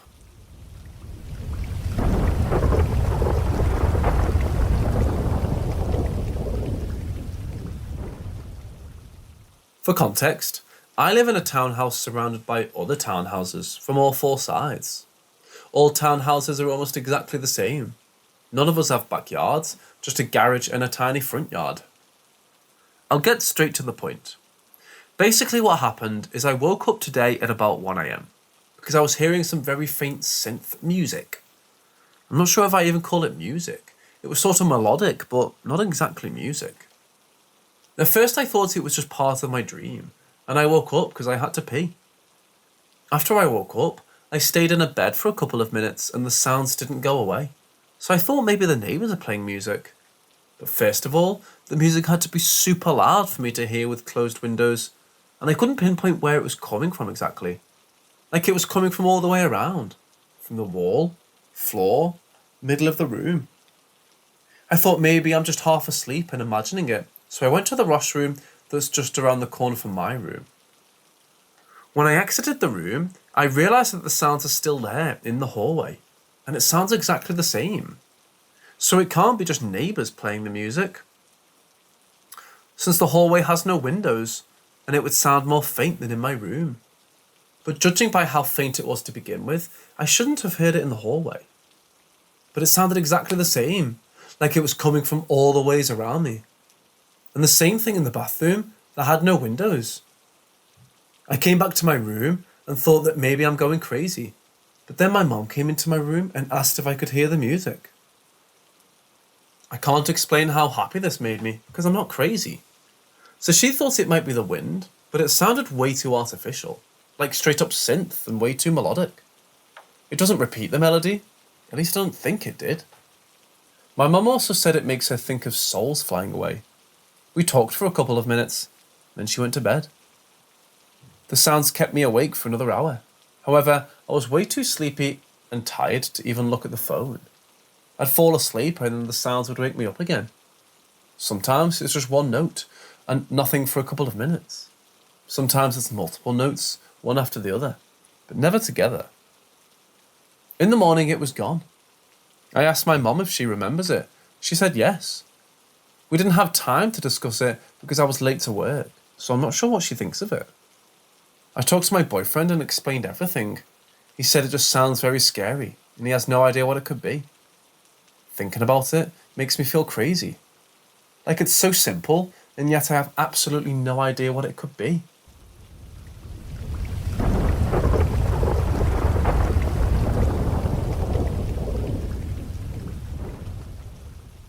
I don't know if this was necessarily paranormal or sleep paralysis or whatever, but I feel like I have to share in case anyone knows if there's a deeper meaning.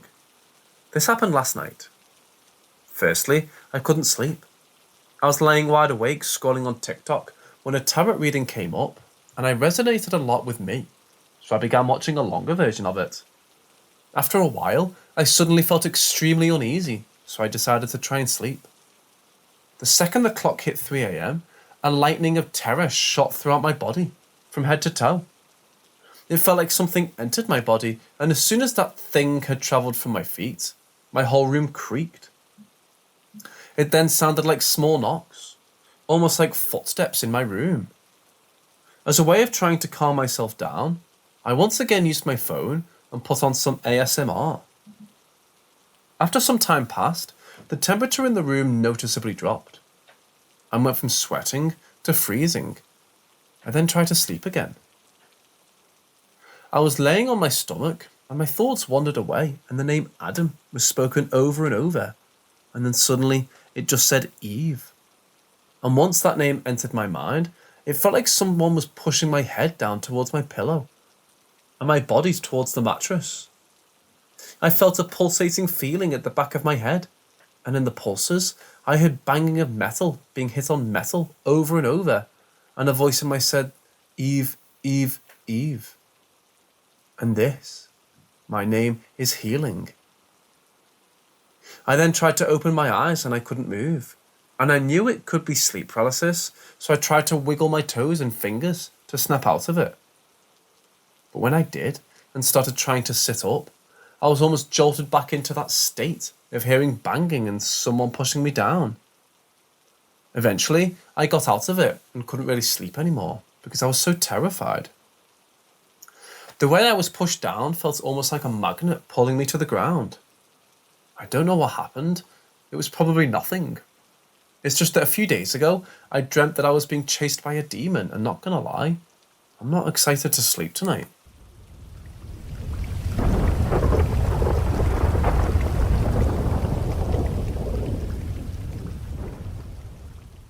So I'll start by saying my fiance and I have been watching a ton of paranormal videos on YouTube. My son said he heard tapping on his window on Christmas Eve night. I thought nothing of it because I assumed it was my fiance. My fiance said it wasn't him. My son is 5, so it's possible he was just making it up, but my fiance had an experience last night. He woke me up. I fell asleep on the couch next to him as he was working late. He said he heard what he thought was the screen door closing, then looked over and actually saw it move. He walked outside and nothing was there. He then noticed shortly after that he had 2 scratches on his chest. I was extremely freaked out, considering all the stuff we've been watching lately. We just moved into this house about 3 months ago. Nothing has happened before, except for the door leading to the garage opening randomly when it's been locked. Again, I didn't think anything of that until now. The anniversary of my cat's death just passed. He died a year ago. We were in a different place when he died, but his ashes sit on a counter in our living room. My fiance recently moved the ashes under the Christmas tree. My thinking is if it was our cat, it wouldn't have scratched him. Only evil spirits cause harm, right?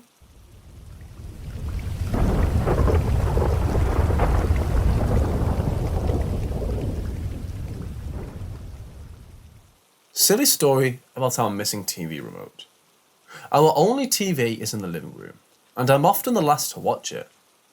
My usual routine would be to turn it off, place the remote on our coffee table, turn off the lights and head to bed.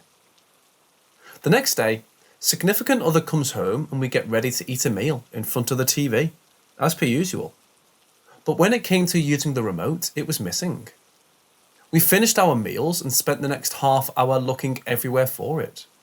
We checked all around the couch, under it, pulled the pillows and blankets off, moved the cushions, literally checked the cracks and crevices with a flashlight. We then checked the tables, kitchen, bedroom, and even bathroom. We have a tiny apartment and it's usually very tidy, so its disappearance was super strange. Ended up finally getting a new remote and syncing that to the TV. We didn't bother putting the couch back together. Here, I would like to mention that we have our sides of the couch, and that one blanket is draped tightly and tucked into the back. So imagine my surprise the following day when I found the missing remote sitting neatly on the back of my significant other's side of the couch, where it would have been under the blanket. We were super confused because we took the couch apart. It was the one place we checked thoroughly, and yet it was just sitting there.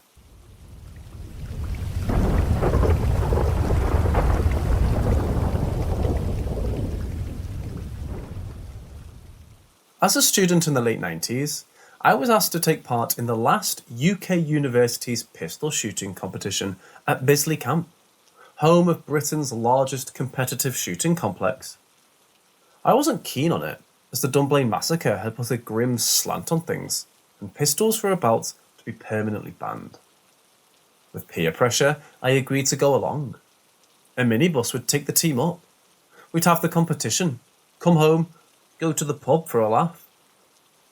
The night before the competition, I had a crystal clear dream of a white Ford Capri and a horrible accident. A row of 4 orange-leaf trees, a broken axle, a Scottish woman with a small black dog asking if I was alright.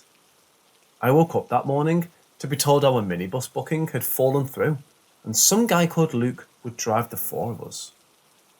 I didn't know the guy, had never met him, never heard of him, knew nothing about him or his car, and had never been to Bisley. Luke was just a friend of a team member doing us a favour, yet he was wearing the red jacket, black jeans, and blue baseball cap of the person I'd seen in my dream. When he turned up at our halls of residence in a white 2-door Ford Capri, both I and the friend I'd told about the dream essentially went pale and refused to get in the car. Guys, you're being ridiculous. I had it serviced last month. It's old, but it's fine. Nah, man. The front axle of the car, it's... What? The axle is fine. Pissed off because we were late, he gets in and throws the car up and down the driveway, jamming on the brakes and then shouts, "See? Get in, we're late." The day goes fine. Competition ends, all in high spirits. Get in the car, and idiot Luke decides to speed up the main road out of the camp. Just as I yell, "Stop the fucking car, I'm getting out!" there's an almighty pop, followed by screeching, as the car veers left into a row of 4 orange-leaf trees and comes to a halt. Lots of panicked shouting and cursing. We get out and, yep, the axle has snapped. A crowd gathers due to the noise. As I'm standing there freaked out by it all, a small woman I somehow recognise walks up and, yep, asks me if I'm alright. She has a Scottish accent and is walking a small black terrier. When the AA man turns up, he tells us that if this happened at speed on the motorway, there's a good chance we'd all be dead. We eventually got home via some ridiculous series of buses, and I sat eating in silence in the dining hall with my friend, both of us too fucked up to say anything. I described the whole thing to him that morning, and for several weeks afterward, he became quite distant, as though he mentally connected me with death itself. About a decade later, we caught up and the event came up in conversation. He found it much harder to talk about, but his comment has always struck me. He said that what I told him and what occurred that morning had forced him to see life in very different terms. Essentially, he had to face up to the possibility that there was more to this life than he was willing to consider, and that it frightened him. He'd even had a few nightmares about it over the ensuing years. As he said, the sheer size of it all and what it meant has always scarred me since then. I'm in my 40s now, and I find myself thinking about it every so often. I still find it very hard to describe what I truly feel.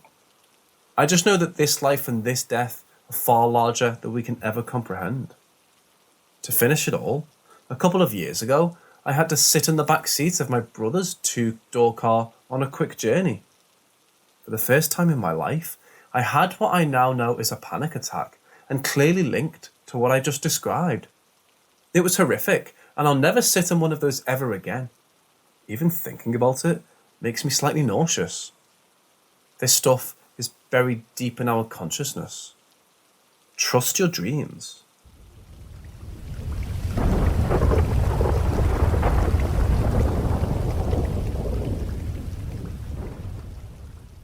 My mum passed away in 2010. My younger sister was put as executor for everything having to do with our mother. She was to take her dog named Gizzy, really a mutt, wiry hair, no structure, would not even go outside and pee. When we brought her home, my third son took her, said he would clean up after her, feed her, walk her, you know all the things a kid will say but never do. My wife and I did buy a cage because she would not pee or poop where she slept. We set her up with water and food inside the cage, and it wasn't a box, it was literally a cage. Wire mesh. Put her up at night out in the morning, walk around, go outside with the other pups and eat and drink. Then when we left or when we went to bed, it went back to the cage. It had a doggy bed and some towels, kind of cushy comfort. This lasted for about 3 months, and my son was getting really attached to the pup, so I told my little sis that if she wanted Gizzy, then she'd better take him now, because I was done with the back and forth. Yes, I will take her. No, I don't want to. You know how it is. At the 3-month mark, I told my son that she was his, permanently, not going to his aunt's. It's done. She's ours. He was elated, and I was happy to see him happy. And the poor thing needed a home. Win-win. Well, almost. I was working 3 on 4 off, and 4 on 3 off, 12-hour shifts. So I was up at odd times, and my wife would fall asleep in the living room sometimes, way before I was ready to go to bed. And I would shut down the house, then get her to go to bed when I was ready. One night, I had shut down everything except the receiver. We have a 5.1 Dolby, that the old receiver had died long ago. So we were using a little Panasonic that we had gotten at Fry's. Well, everything was shut down except that receiver and a light, when over the speakers I heard really fast, "Thank you for," and then slower, "taking care of," and very clearly, "Gizzy for me." I was just dumbfounded. What the hell just happened? I tried to recreate it, went and checked the receiver, and it wouldn't come on. I tried unplugging it, checked the fuse, reconnecting the wires. Nothing from that day forward. The speaker would not work. But its last message sent chills up and down my spine. And this is one of the reasons I know there's life after death.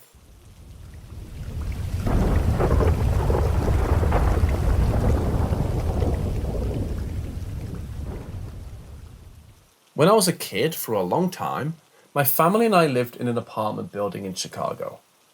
In this building, we experienced many paranormal things that feel evil. One of the experiences I had, I wanted to share with you all. To get this apartment building, you had to enter through a gate. After entering the gate, you would just follow the cemented path, which would probably take 5 seconds to get to some stairs. Going up the stairs, you would see windows to the first floor apartment straight ahead. Looking to the right, there would be a door that would allow you to enter the apartment complex.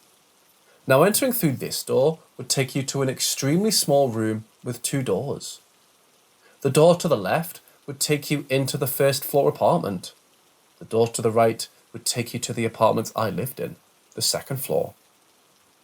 As you enter through the door to the right, it would lead to almost spiral stairs. After reaching the top of the stairs, you would yet again reach another door, which would actually take you fully inside the second floor apartment.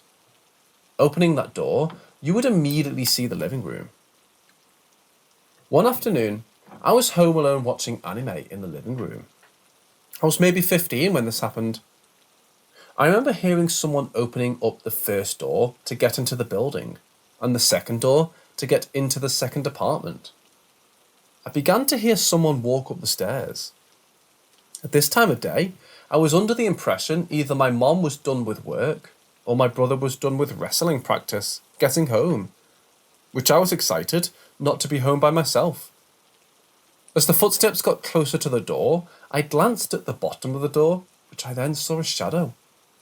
Usually at this time, I would hear keys that someone would be preparing to unlock the door.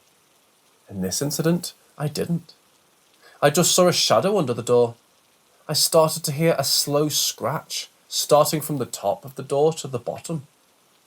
I honestly thought my brother was being an idiot playing a prank on me, so I let it be and continued watching TV. As I was watching TV, I noticed the scratching continued on the door, getting more and more intense, and the shadow of someone was still present under the door. At this point I was annoyed, because I was like, dude, I'm trying to watch TV. Quit trying to play games with me. So I got up from the couch and went to the door and slammed it open. As I slammed it open, I looked around and didn't see my mom nor my brother. So I then thought, this idiot is behind the door. So I checked behind the door. My brother wasn't there. I did see scratch marks on my door though. My heart started racing and I ran down the stairs and ran out of my apartment. Called my brother up and he was still at wrestling practice.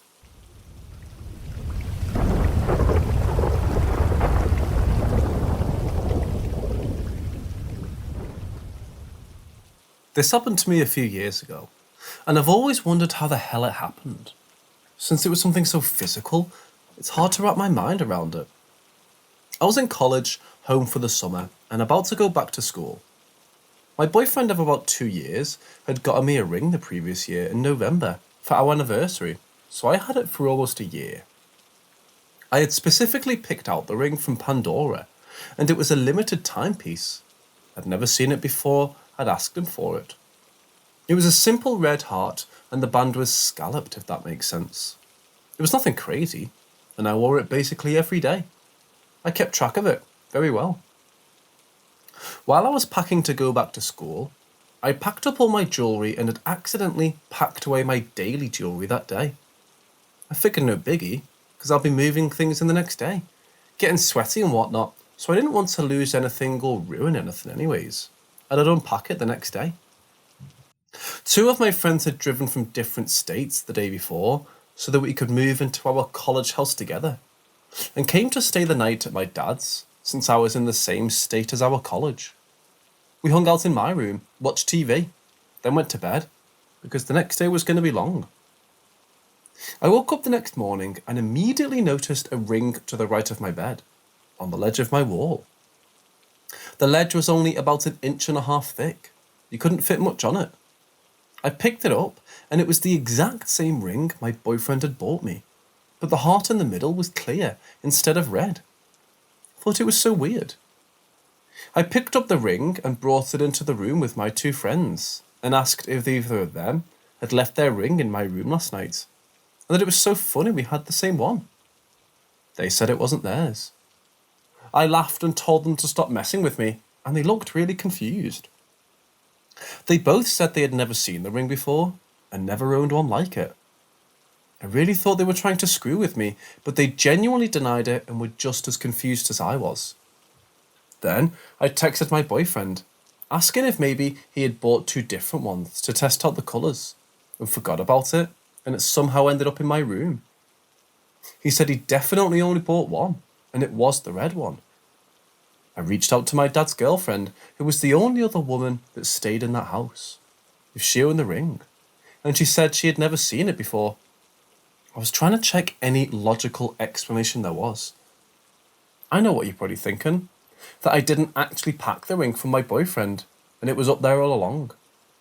I ran to my packed bag and pulled out the ring my boyfriend gave me, still as red as I remember. I was holding the 2 identical rings in my hand, with no explanation as to how the second one came about.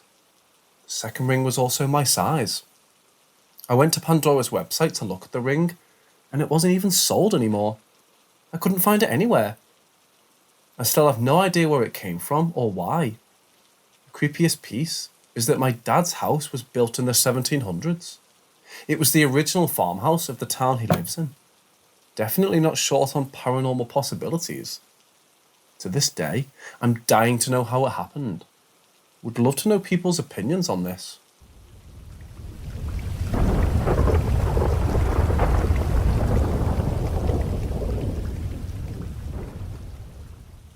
It was a hot summer night, and I couldn't sleep due to the oppressive heat. As I tossed and turned in my bed, I suddenly heard a faint knock coming from the ceiling above me. Thinking it was just the old pipes in the house making noise, I tried to ignore it and go back to sleep.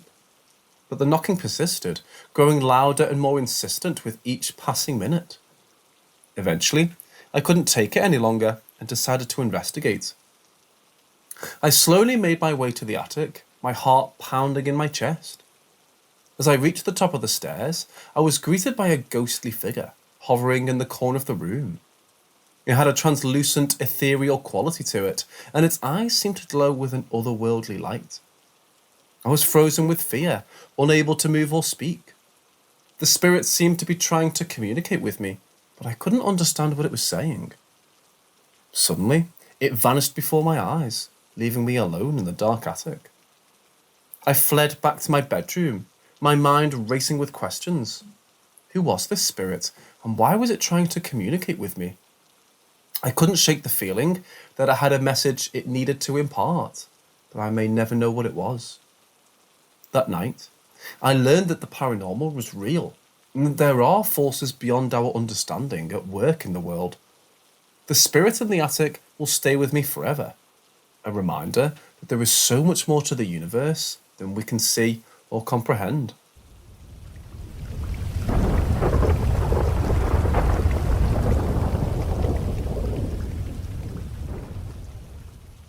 I moved about 8 hours away from my family years ago. We go home several times a year. That time is usually split between my family and my husband. I have an enormous family, so I don't always get to see everyone when I'm there. My 2-year-old son has met my grandpa 2 or 3 times. My grandpa had early dementia. At family functions, he would sit but not really engage. He would smile and nod when you spoke to him, but that was it for those last few years. When he was healthy, he had a giant personality, absolutely adored kids, had a big booming voice, a big storyteller, and he was everyone's grandpa. My son had only ever heard me refer to him as my grandpa when talking to my husband, family or friends. I called my grandpa Papa though. My son never heard me say that. A week before he passed, I gave birth to my second son. Knowing how much he loved kids, I FaceTimed him in the hospital and told him he had a new great-grandson. He nodded and cried tears of happiness. All this time, his dementia was so bad, he could no longer speak. My 2-year-old kept telling us there was a ghost and would point and say there was a man following Mum with the baby.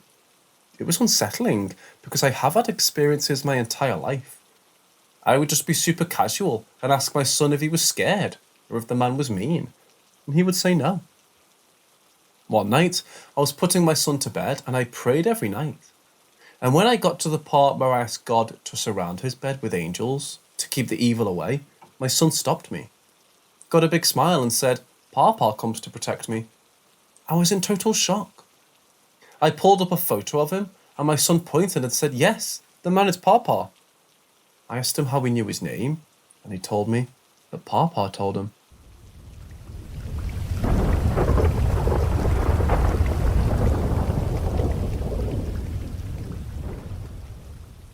I have tons of stories that happened to my family and I in this house.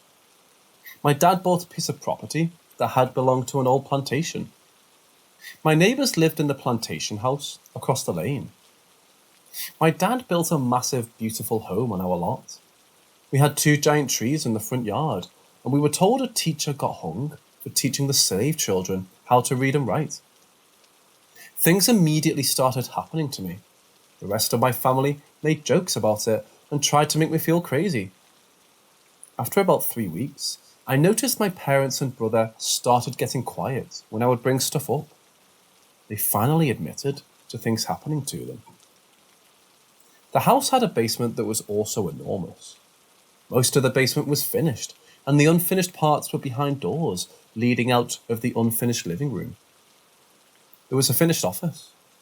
In the office, there was a small door hallway up the wall that led to a crawl space that was under the laundry room.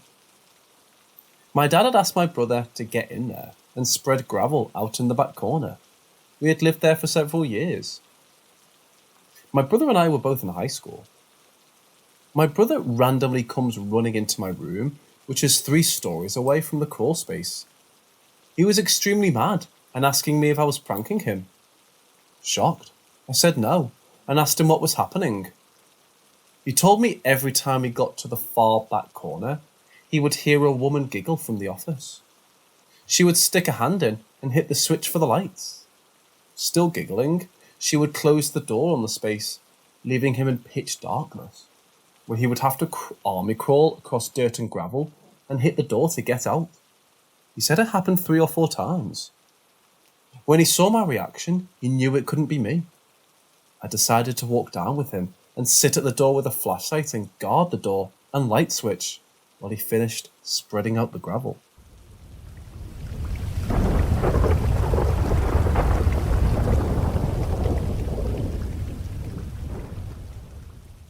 Right around the time I got pregnant a year ago, one of my friends passed away in a tragic accident. She was a friend from college and had recently moved within an hour of my home. The week before she passed, we had made plans for her to come visit the following weekend. I had this crazy vivid dream that I was going to a city to visit her. In my dream, not just anyone could get to the city. You had to have a guide to get there. I was in a weird-looking car and my guide was unnaturally tall. Silver shiny hair, no wrinkles at all. Appeared young. He didn't talk to me at all, just drove. We drove through tidal waves that hid the road. Once we were in the city, he dropped me off. The city was magical, but I was surprised to see it look like any other city. I met my friend at a restaurant and we talked like old times. She kept telling me how happy she was. Her death really upset me, not just because I was going to miss her, but she had finally found a good guy and she was in a solid relationship with, and I knew she wanted to get married and have kids. She also had recently landed a dream job right before her death. During the dream, we continued to eat our dinner talking. She started telling me I was going to be so in love with my child and that we would grow to be best friends as my child aged. When she was telling me this, I could see her running and playing in a field with a kid, but I couldn't tell the gender. My husband and I were going to wait until our child's birth to find out. In my dream, I asked her, "You know my child?" She smiled and said yes, and that they play all the time. I asked what the gender was, and she laughed and said, "I know your husband wants to be surprised, and I refused to ruin it." After dinner, we walked down the street, and there were stores everywhere and people everywhere. The vibe was very jolly, almost like any other city during Christmas time. I looked at her and said, "Why don't you come back with me?" She smiled and said, "You know I can't do that. I promise I'm very happy here." I got sad and said, "Well, why don't I shop with you here for a little while?" She laughed and said, "You also know you can't stay here." We gave each other a hug, and I climbed back into the weird car with my guide. The dream was so vivid and so real. I'm certain it was her giving me some peace, that she really truly is okay with not living out her goals here on Earth.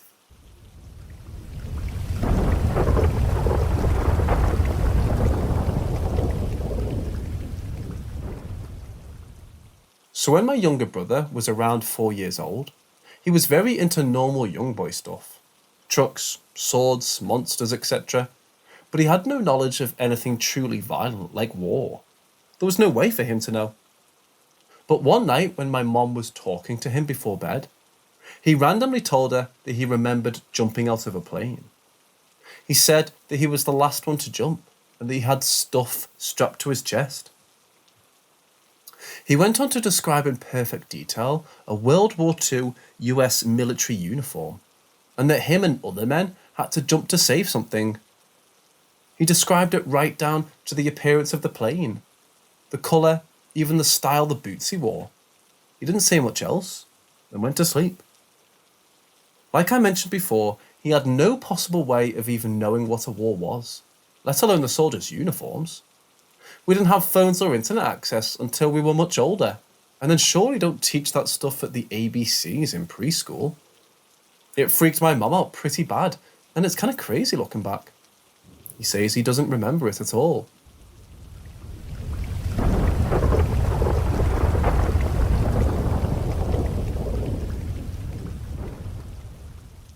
Okay, so I've talked to many people about this, and many people have had similar experiences. When they were a child, they felt like this world was more like a playground. My first memory regarding this was 8, when I was with my friend who was also 8, and we were returning from school, while talking about random kid stuff in front of my home, and we started talking about something bizarre. We started imagining that the world was like a game, like we didn't belong here actually, and that we're just characters inside of that game, being controlled by some kind of an alien race. This thing has always stuck with me for some reason. I've had other thoughts about that world. Not just thoughts, but very vivid daydreams about a world that's falling apart.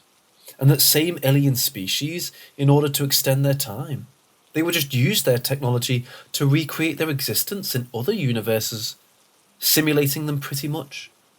And these thoughts were quite before Soma and games of that scope. PS1 era of gaming back then. Now also one of the stories from that same friend, he spoke about encountering weird anomalies when approaching TVs when he was little. Pretty much at age 8 to 10, he would sometimes feel the pulse of the TV, and once it hit him so hard that he fell over and was dazed and confused. I don't know. Like once, I remember he said that he could feel the surge of electricity. Another friend, when she was little, imagined that she wasn't inside of her body, and that everyone around her and her were the tall people, and not really people. Also, I know kids have a strong imagination, but not that well-defined sense of death, and the concept of something abstract like death. Some would say what I felt was because my brain was scared of death, so it made up these crazy stories. But I was an 8-year-old back then. I didn't think about dying. It's weird. And also, when you look at the quantum level of the universe, things start getting really freaky. So freaky that during my quantum physics classes in uni, the professor would talk about how many quantum physicists would have formed a cult around it if there were no other physicists that are in different fields to wake them up from that idea. I mean, there are particles that appear and disappear, change states and go through matter. Go through us, but never interact with matter including us. I always imagined said particles to be the way that the Matrix scans everything this way, using these very small and weird particles. Weird world.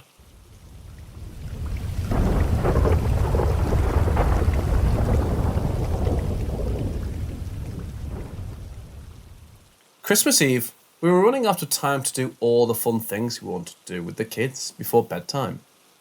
I have 3 under 4 years old. One of the things was to sprinkle magic reindeer food on the front lawn. We planned to do this earlier, but we ended up going out front at 6:45, so it was already dark out. As the kids were sprinkling the food around and having a blast, I looked across the street between 2 of my neighbours' houses, and I saw someone in the shadows. This was a particularly dark area of the street, and this figure was wearing all black and blending in very well. I couldn't take my eyes off this figure in case they made a move towards my kids. It was below freezing out. The person didn't have a phone out they were looking at. They weren't out smoking. They weren't going for a walk. They just stood in the shadows watching my family from about 150 feet away. At one point, I think they noticed I was watching and moved further back into the shadows. We were there for 10 minutes and this figure never moved to go inside a house or walk down the block.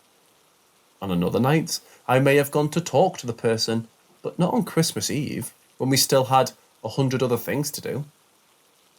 I did call the PD when I got in because it was so odd and reminded me of Richard Ramirez. They came an hour later and of course saw no one. Here's my best description of what I saw.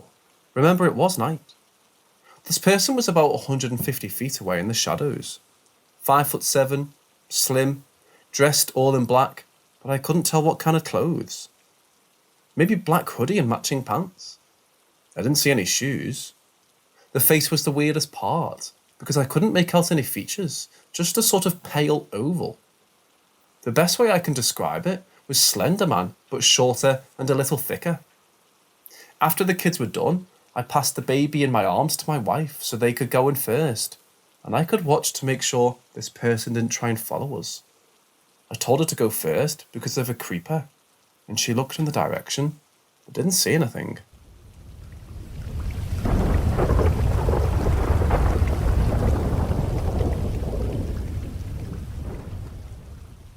I've had some strange experiences growing up in the northwestern part of Montana. I'd like to share my first one. We were living in Somers near Flathead Lake. I was around 5 years old. I lived with my mom, dad, and newborn brother. Our house was a 1-story rancher that was pretty secluded. My mom worked nights at a casino and sometimes would sleep on one of the couches in the living room when she got home. I wanted to sleep by her, so I tried to sleep on the other couch facing the dining room and kitchen area. The oven light was on, casting a soft yellow light. I was laying on my side looking towards the kitchen. I woke up and what I saw was a disembodied shadow in the shape of a human arm sticking out of the wall. It extended from the side as if sandwiched behind the fridge in the kitchen and the wall separating the living room. It had a slight bend at the elbow, its palm facing up towards the ceiling. I noticed it was holding something in its hand. It looked like it was holding a brain. I remember the pink and grey colours. It was shaped like seeing the human brain from the side. I was more disturbed by this observation, even more than the shadow limb itself. The light from the kitchen is behind the arm, making it very prominent and out of place. I laid there looking at this thing for a while. It never moved. I don't remember being very scared, but definitely confused and unsettled. I don't think I was dreaming or experiencing sleep paralysis, as I was able to lean up to try and get a closer look. I eventually fell back asleep. This memory is so vivid to me.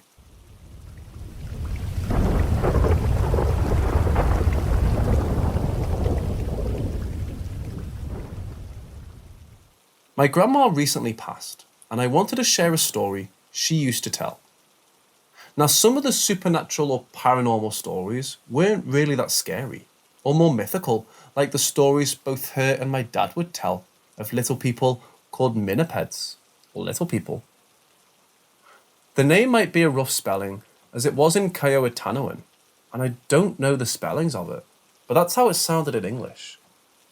But there was one story she'd always tell when we drove around the old road around Mount Scott and Lake Latonka near Medicine Park in Oklahoma. In the late 1960s, before having my dad, but had my uncle for about 5 years, she lived close to the tribe in Carnegie, but still lived close to the Medicine Park. Usually she would go to Carnegie during the week for groceries, as she worked nights at her job during the weekend. But on the odd occasion, she'd go to the Medicine Park to get whatever groceries we needed that weekend she either forgot or didn't get enough of.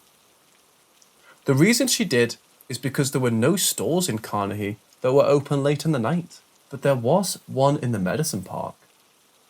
She then told us that the mountain we drove around was sacred to the tribe, and would promise that no road would be built there by the government in the 1900s. But of course, they built some there anyway.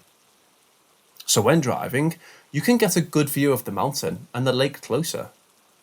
Because of this, it's now haunted by a spirit that's aggressive if you drive at night.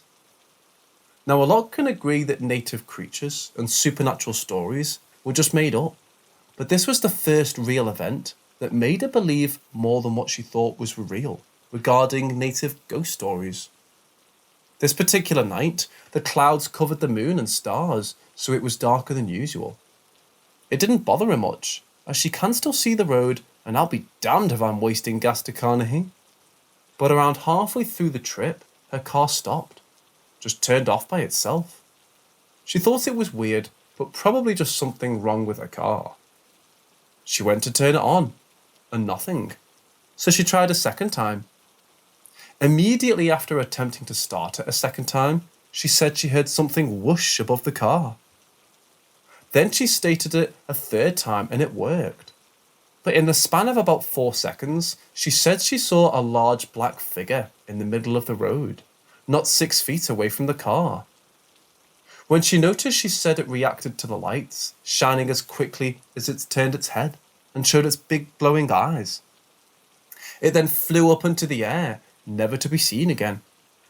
She just called it the owl, but me and my brother liked the name Owl Man better. Kind of a joke, as we're obsessed with the silly cryptids like Frogman. But the reason she claims this was a significant encounter was because owls in our tribe are taboo and are said to be bad omens. If you see one, it means someone close to you is going to die very soon. And about a year after, when my dad was less than a year old, I found out my grandpa had cancer. It would be a little over a decade before he died from it, but the owl and the bad news were not coincidental.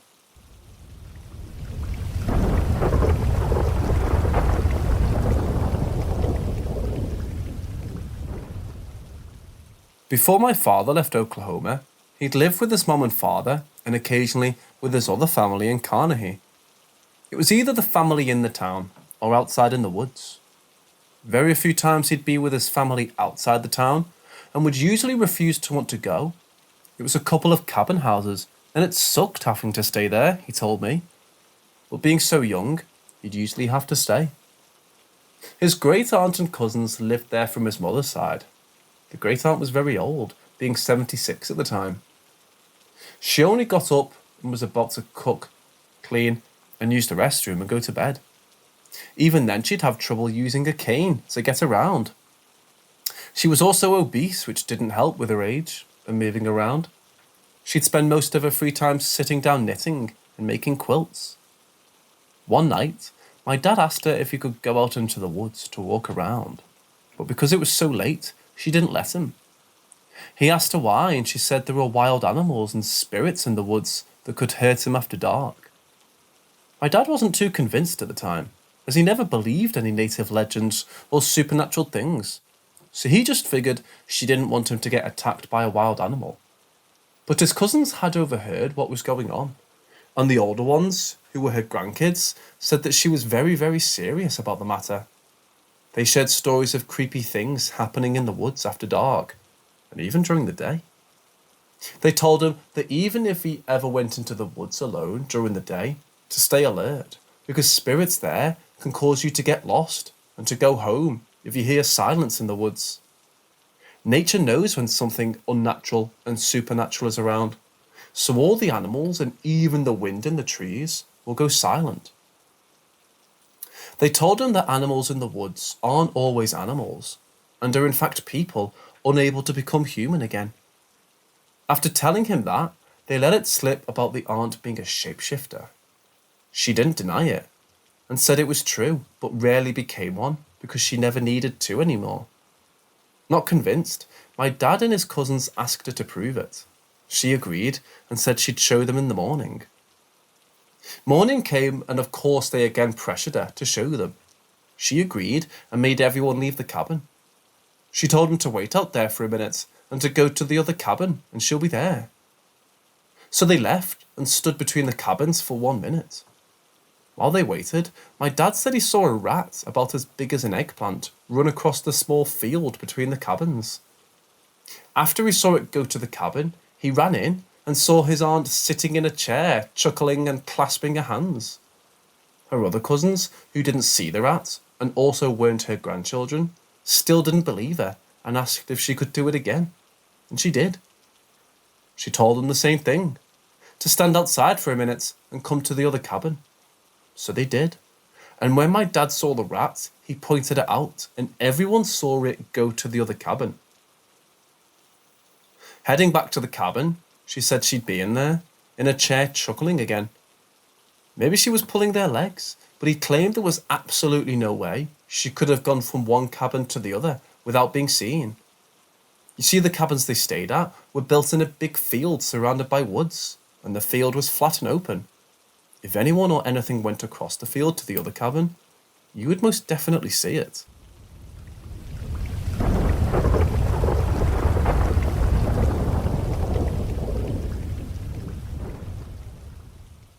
This story takes place during the summer when I was 15.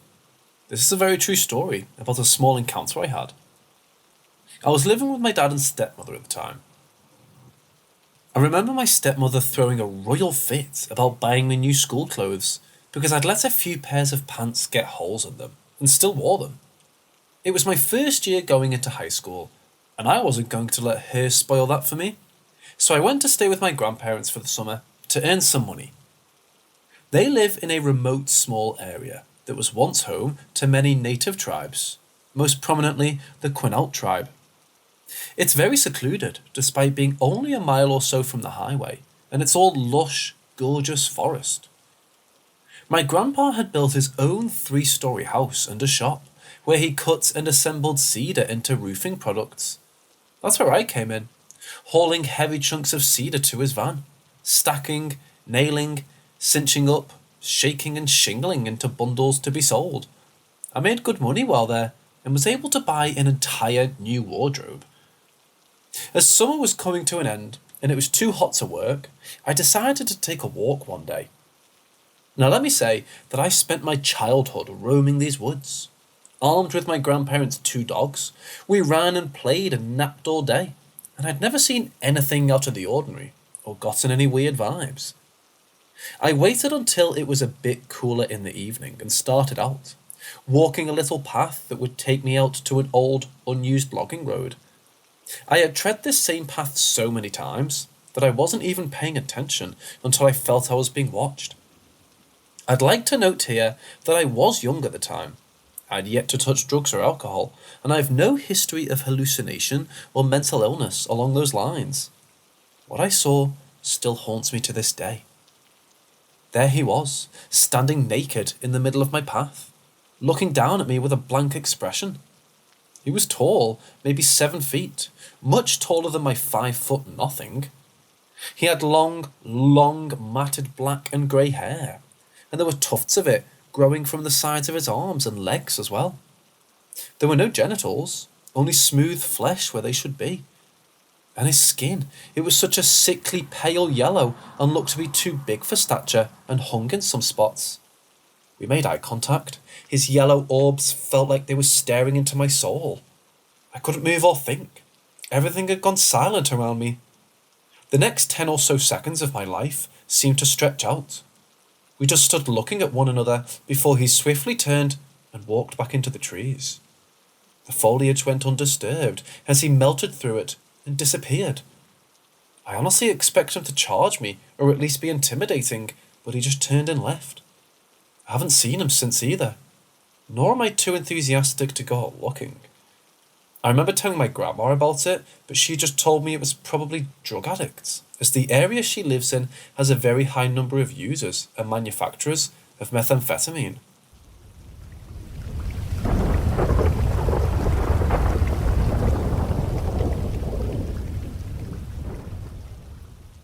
My name is Daniel, and I live alone. Just for a little bit of context, my father passed away in May of last year, coming up on 2 years. He and I were extremely close, and since his passing, I've been feeling really down, and I've been mourning his loss since. I'm not one to believe in the paranormal, but a ton of strange things have happened since his passing, and I can't explain any of them. Someone please help me, if they can, with what they think and what I can do. The first strange occurrence that happened was a random-ass phone call, just a month after his passing. However, the strange part about this is that my phone had never rang, nor were there any other phones in the house. My first thought was that there was an intruder in my house, and after searching the entire house, checking security cameras, nothing came up. I chalked it up to my mind playing tricks on me, so I brushed it off. That sadly wasn't the final occurrence. Fast forward a few months, and again, that phone going off starts up again. This time, me and a friend were in the house just talking about personal stuff, and when the phone went off, we both heard it. The noise literally sounded as if it was in front of us, not from a distance away. For a second time, my friend and I started searching, this time going into the attic, basement, still nothing. This is where I started getting paranoid. The following set of occurrences happened just in the span of the last couple months, from September all the way to just 3 days ago. On the 21st of September, it was a chilly day, so I kept every window closed and put on a show on the television. It was a show my father and I used to sit back to and enjoy, and suddenly I got hit with a gust of wind. I checked to see if it was the window that had maybe not been shut all the way, but every single window was closed. Now I knew for sure something was up. 2 months later is probably the weirdest thing to happen. As I just came home from work, I get a call on my phone which says no caller ID. And this was around the time I was answering important calls for work, so I picked it up. However, there's static on the other end, and just faintly, before the call ended, I heard what sounded like my dad saying my name before the call hung up. I instantly called my service provider to see if they could track the call, but nothing showed up on their end. No bill, no call history, nothing. I had no idea what to think, and as I'm typing this, I still don't know how to wrap my head around this. However, the most disturbing thing to happen was a few nights ago. I was heading to bed because I had to go to work early that morning, and before closing my eyes, I heard what sounded like a groan coming from 5 feet in front of me. I instantly searched the area and nothing was there. I didn't get sleep that night, and I felt a pain in my chest from that moment. And just about an hour ago, I felt another gust of wind in my room, with everything closed.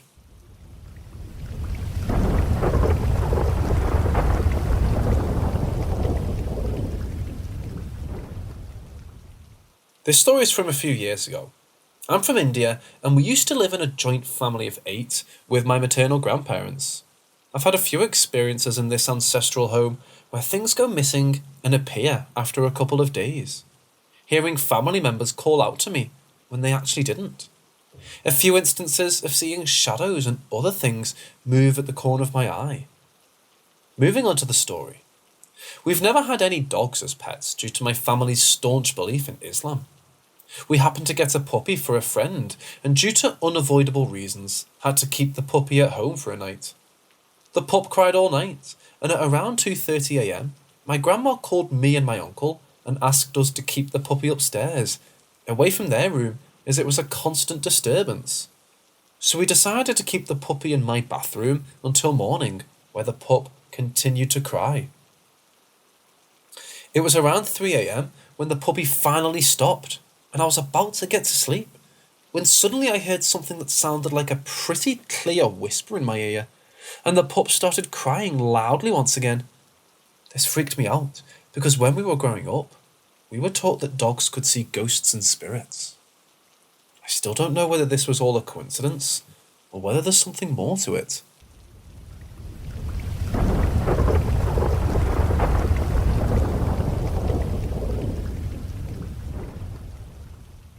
I recently came across this awesome list of haunted roads, and decided to look into each of the ones listed. Some are more spooky than others, but I decided to start out with the one that piqued my interest the most. In addition to having the country's longest wait for a traffic light, a 5-minute average, Clinton Road is known for not only being haunted, but also for legends of sinister groups meeting in secret. The 2-lane 18th century road, desolate and only recently completely paved, is also rumoured to be a popular dump site for organised crime members, with one instance of this being confirmed in the 1980s. Hauntings and oddities. Ghost Boy Bridge. Some tales say that if you leave a quarter on the yellow line of the bridge over Clinton Brook, Dead Man's Curve, that the ghost of a boy who died there will return it for you. Some other legends state that the same ghost boy will push you over the edge of the bridge to keep you from being hit by a car, as he was. The haunted Camaro belongs to a girl who supposedly crashed it in the late 1980s. In the legends, any mention of driving at night will trigger this haunting. One person claimed that they were camping near Terrace Pond and came upon 2 park rangers. It was later found that the park rangers were killed in the 1930s while on the job. Ghost cars. On an episode of the Travel Channel's Most Haunted, some claimed that they've been chased by only the headlights of phantom cars that trailed them till they reached the end of the road, while others claimed to have seen ghost trucks. Strange animals. There have been claims of seeing a hellhound named Wolfie, as well as other strange creatures. While some do not believe this to be supernatural, they do believe that the mutated animals could have been survivors from the former jungle habitat attraction that closed in the 1970s. The Cross Castle.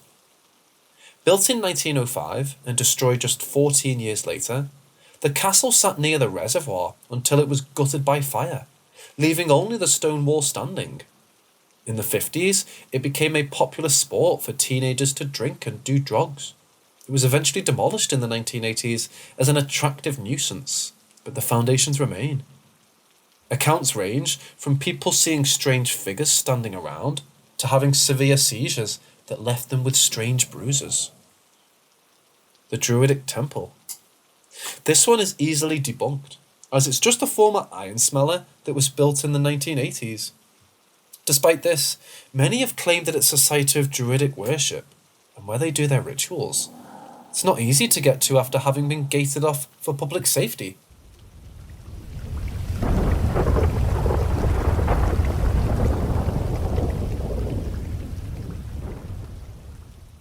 I'm 22 now, but when I was 14, I was starting to be allowed to stay home alone.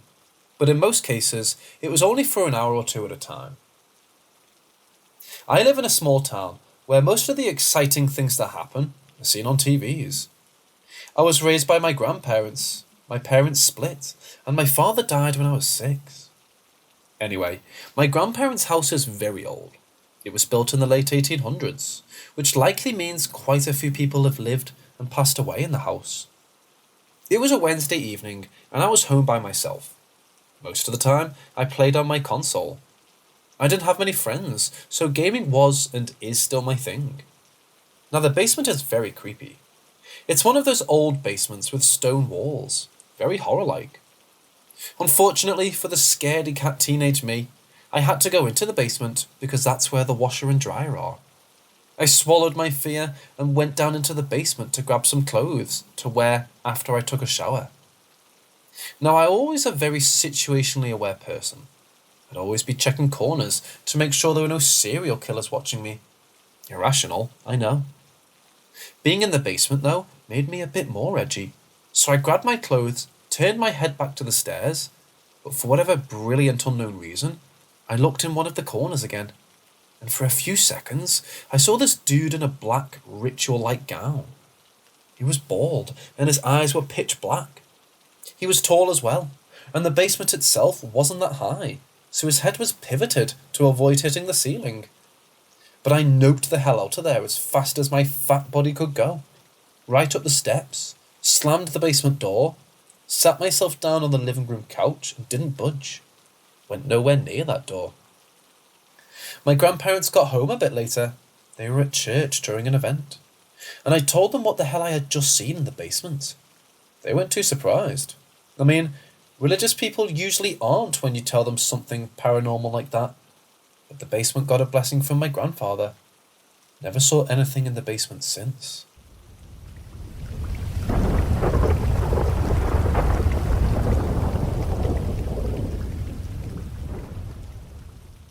In 1995, my grandma died. She had some heart issues. Surgery wasn't able to correct it, and the surgeon had accidentally nicked her heart with a scalpel during the last surgery, and she died a few days later. My mom lived down the street from her, and one of her sons lived about 4 hours away and would often come visit. He would often bring his cat. A few years prior, my nan wasn't watching when she went outside and accidentally let the cat out. She didn't notice until later that day, and after searching the woods behind their house, the cat just never showed up again. A few years went by, and my uncle had come back multiple times to visit. We always assumed the cat either found a new home or was hit by a car, or who knows. My nan always felt bad about it. So the night we had the open casket and some ceremony, we spent a few hours crying over her. I was about 10 or 11 years old and don't remember much, except sitting beside my grandpa, who was just broken. We all left the funeral home and returned back to my grandparents' house. My uncle was the first one to arrive back at the door. Laying on the welcome mat was a black and white cat. His cat. In Canada, they tattoo a number inside the ear that identifies the owner in the system, so it was 100% his cat. Odds are that it had another family for those 2 or 3 years, and it was a shame they believed they'd lost a cat, but my uncle got his back. The cat was just waiting there days after she passed away, waiting at the door to be let back inside. It's a crazy coincidence, but most of the family assumed it was my nan righting a wrong.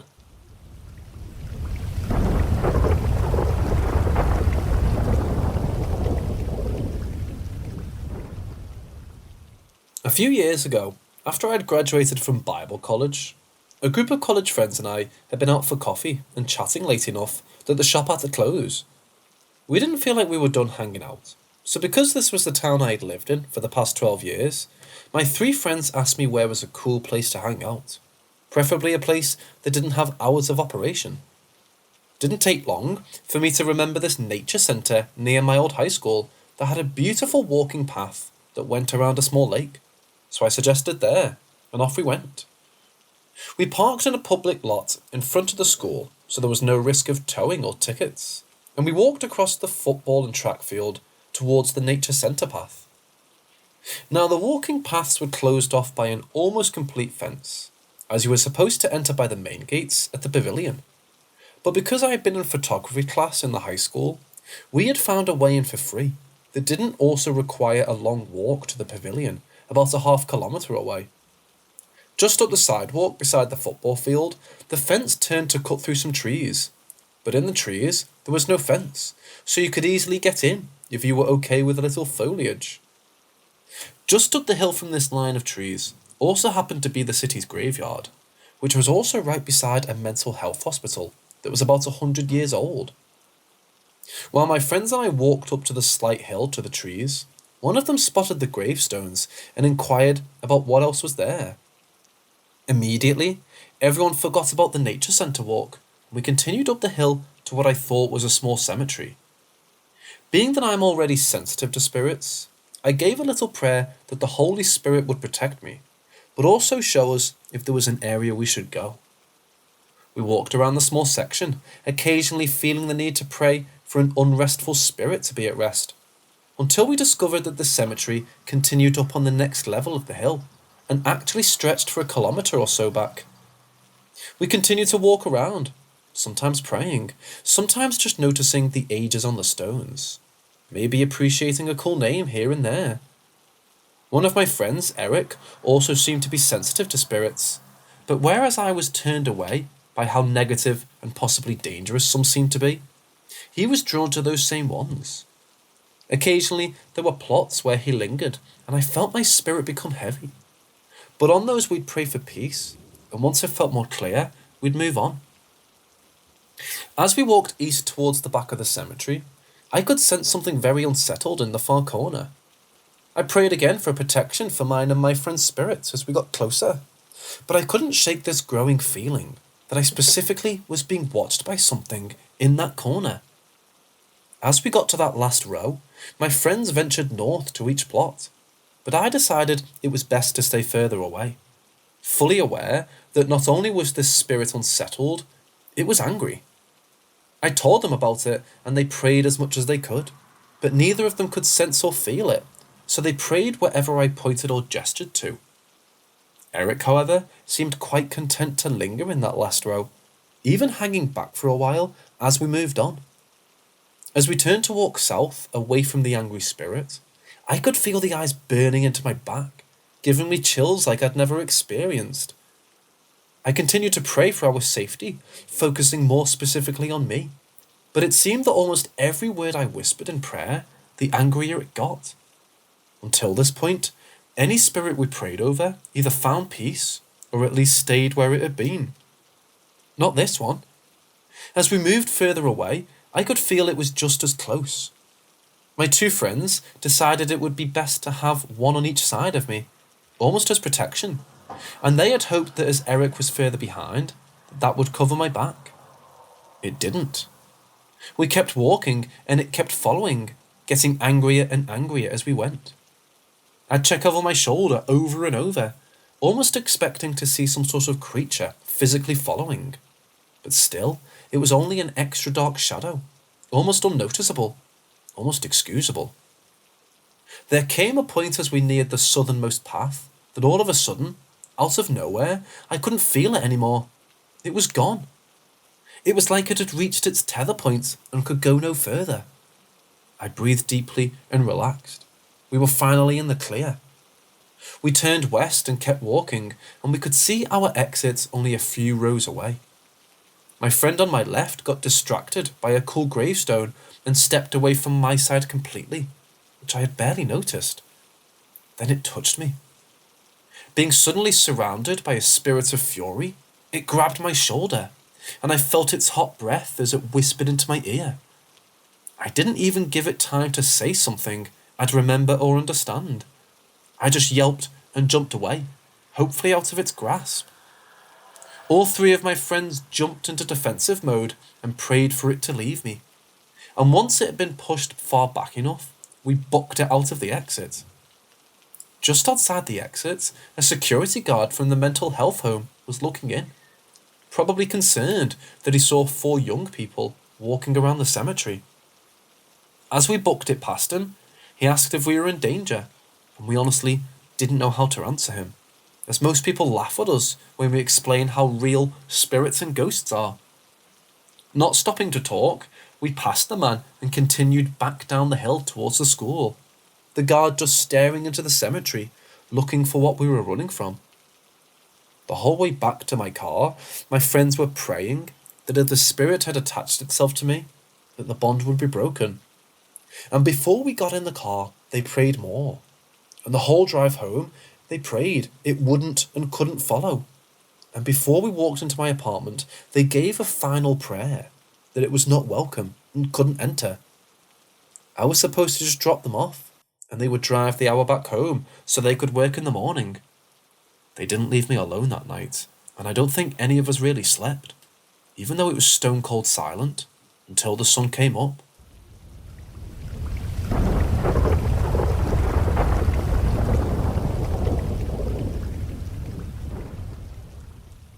I work full-time as an EMT in a private ambulance company. We had an inter-facility transfer from our local hospital to one a bit more advanced. This was an ALS transfer, so my partner, the paramedic, was in charge of patient care. I was driving and had the camera on that lets me see into the back of the truck. Just so everyone knows, this camera doesn't record. It just allows me to make sure my partner is safe and let me know when my partner is starting an IV or something that needs extra smooth driving. My partner turned off the lights in the back so our patient could sleep, so the camera went into night vision mode, which is a black and white camera. At first, I didn't notice anything. Then I saw a little white dot floating around on the camera. I figured it was a bug and didn't think much about it. Then more and more of them started showing up until there were like 7 of them. I still just figured it was just a lot of bugs. Then I saw it. There was a figure standing in the back corner of the ambulance. I told myself over and over again that it was just a smudge on the camera. After we dropped our patient off at the hospital, we made our way back to the station because it was almost the end of our shift. I would have continued thinking it was bugs and a smudge if what happened next never happened. When we got back into our ambulance, the smudge and the flying orbs were gone. We got back to our station and had to finish our reports for the day. So we were sitting in the lounge chairs in the station, and one of the radios that were off and on, their charger, turned, and then off and on, and then off and on and off. It kept doing this until my partner went over to check it. This is when I told my partner what I saw on the camera. We both started getting a little creeped out. We submitted our reports and went to clock out. In the room where we clock out is a computer that lets you see what the cameras are recording around the station. My partner says she sees something walking around the 2 ambulances in the bay. This is great because we still need to put our computer back into the ambulance. I went out to the bay, put the computer away, and for some reason decided to stay right in front of the door in the station and not go right out. We talked for a while to figure out if our station was haunted or not. This is when we heard what sounded like the door handle opening between the bay and the station. We just left. One thing I think I should clarify is that we were the only ones in the station. The other ambulance in the bay is a day car and my ambulance is the night car. We got off 2 hours before the day car gets on, and it was a weekend, so that means the day car isn't even working. Overall, it was a spooky experience for me, but we haven't seen anything happen ever since then.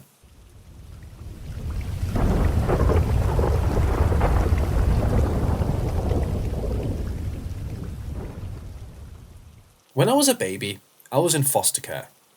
My foster parents were old enough to be my grandparents. When I went back to my parents, I stayed in touch with them, but I call them my grandparents. This is relevant. My grandmother lives in a very beautiful, large and old home. Everyone in the town knows the blue house on the right with the pond.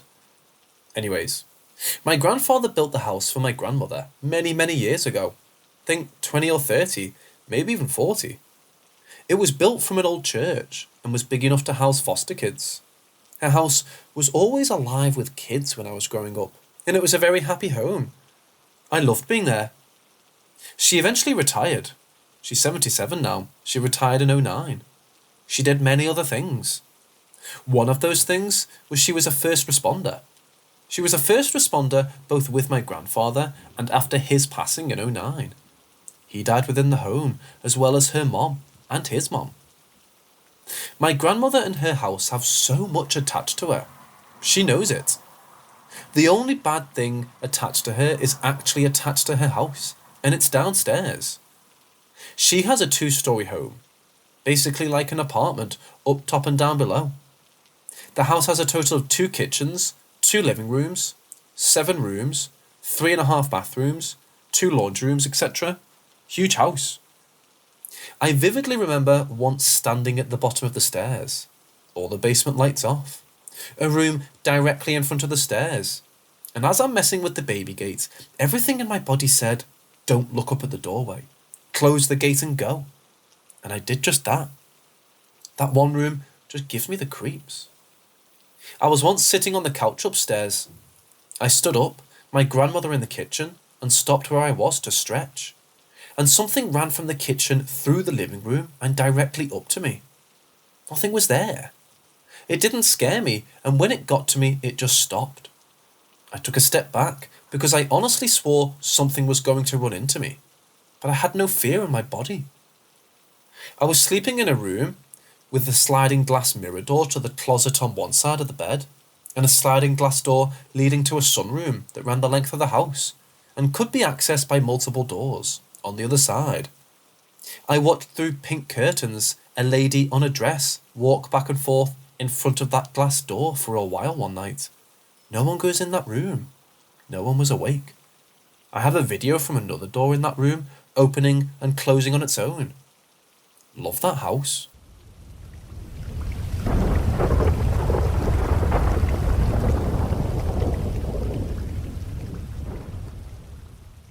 A little over a year ago, I was home alone as my parents and siblings went out. I was casually doing my makeup upstairs in my bedroom, playing music and singing loudly. All of a sudden, I hear the loudest bang on my bedroom door.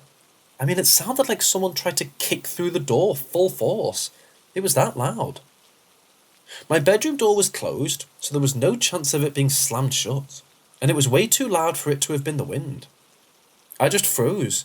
I had so much adrenaline running through my body. My first thought was my parents had come home, and it was just a way of my mum telling me to shut up because of my singing. I ran to the window and my heart dropped to see there were no cars outside. I secondly thought maybe someone was in the house, but I live on a smallish island called Guernsey, so the chance of someone being in the house was very unlikely.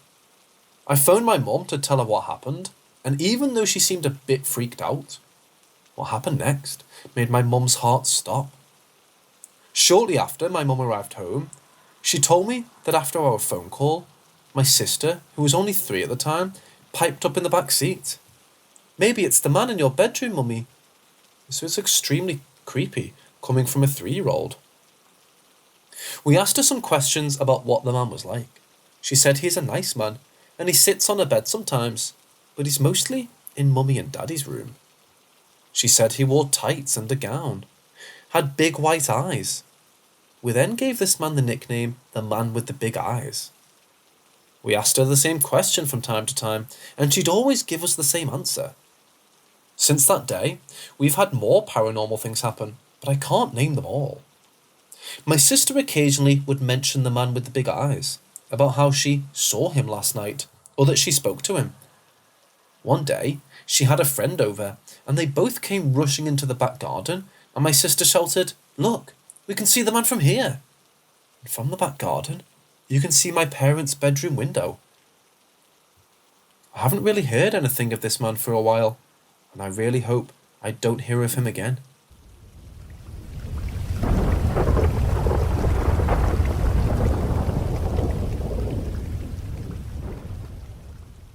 For some background, he lived with his parents and his home was pretty secluded, but near to the suburbs area at the time, and his mom was home with him and she was in the shower at the time of this occurrence.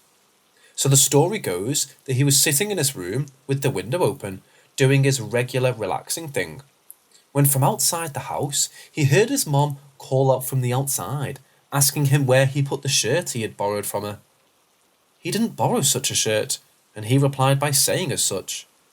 He thought it was weird that his mother was outside and asking about a shirt, but he wrote it off. He looked out his window and couldn't see this mother anywhere, so he got up and out of his room, realising that the water was still running in his parents' shower. Weirded out, he went downstairs and called out for his mom, and her voice answered from behind the shut and locked front door. He says that her voice was very sweet and tender, using a tone she would have used when he was little, when she asked him, "Please let me in."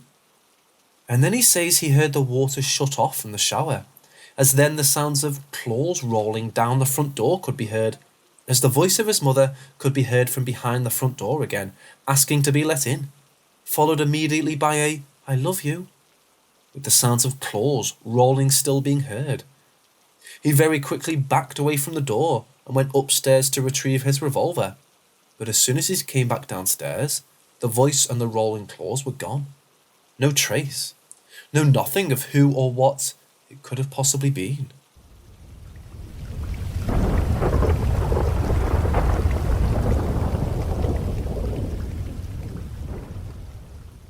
So I'll start this by saying these events all happened years apart, and the first encounter isn't exactly a shadow, but I think it ties in. So many years ago, maybe like 20 or a few more, I was just a child, and like a lot of children, I was afraid of the dark. Most nights, I would walk down the hall to my parents' room and ask my father to stay with me until I fell asleep. This particular night, I remember being awake as my dad slept beside me on his stomach. My bed at the time didn't have a solid headboard, but bars that you could either put a hand through or under. At some point during the night, I lay there on my side with my hand under my pillow, and suddenly I felt a hand come up from under the metal bar of the headboard. I distinctly remember it being bumpy and rough, but definitely a hand. And to this day, I struggled to believe it was my dad's, since it felt all wrong as well as the positioning of it, seeming to me to be too difficult for a person to comfortably achieve, even accidentally while sleeping. The shadow in the hall, perhaps a year or so later, I remember waking again during the night, feeling somewhat scared, and decided to walk down the hall as I had done many times, like I mentioned before. I reached my parents' door and sure the handle, it's locked. Not a big deal. I can manage a night alone. That is, until I turned back towards my room.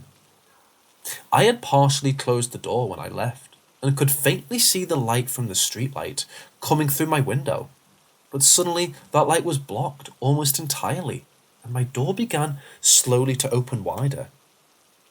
Now, I did what any kid would do. I screamed and began pounding on my parents' door. It was only a few moments before they opened it, but it felt like forever. They took a look down the hall, lights on and everything. They found nothing, of course, but I knew better. Lastly, the figure in my dream and then in my room. This happened only about a year ago. I was 28 at the time. I was sleeping and dreaming, which is unusual for me. In the dream, I stood in an old cobblestone alleyway, old buildings on all sides, and a fog rolling in. I knew there was a figure walking towards me, but I had it in my head to jump out and scare them. So I hid in a smaller alcove, waiting. The moment arrived, the figure should be right outside the alcove. I tried to jump out. I can't move. I'm not frightened, more annoyed that my lame prank won't happen. Their figure turns the corner looking at me as if knowing I was there. It's a completely black shadow with lighter grey ripples, almost like smoke, covering its entire form. It leans in close, and in almost a whispered voice, it asks me, "What do all little boys like?" Now I'm a sarcastic fuck, and I'm not frightened at all, so I reply, "Pee-pee touches," in a mocking voice. Suddenly, the alleyways are gone, and I get a sense of immediate danger. But then I can see my room clear as day. The figure is in the corner and moving slowly towards me. I blink, it's closer. I blink again, and it's at the foot of my bed. I still can't move, but I'm fighting to. It reaches for me, and I bolt upright, and it's gone. Haven't seen anything since.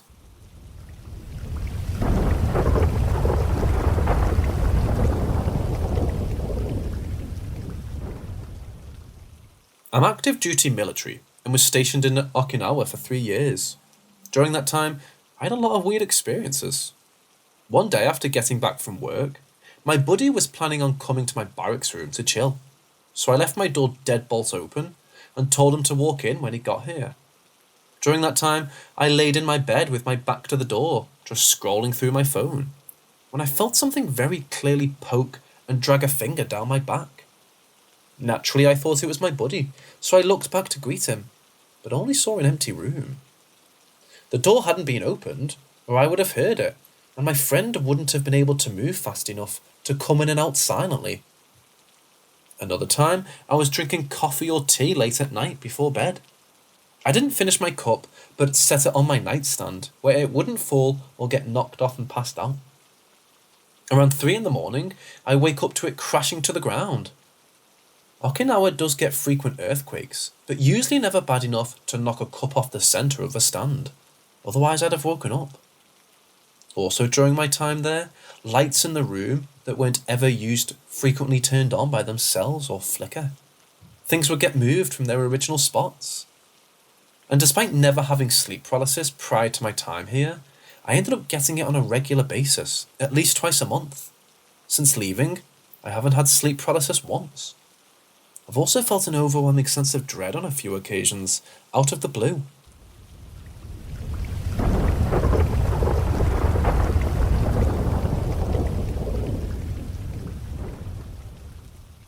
In fall of 2018, I started my freshman year of college.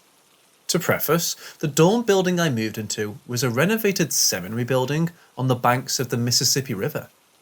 The seminary school was originally built in the early 1800s, but closed years later, and my college purchased it in the 90s.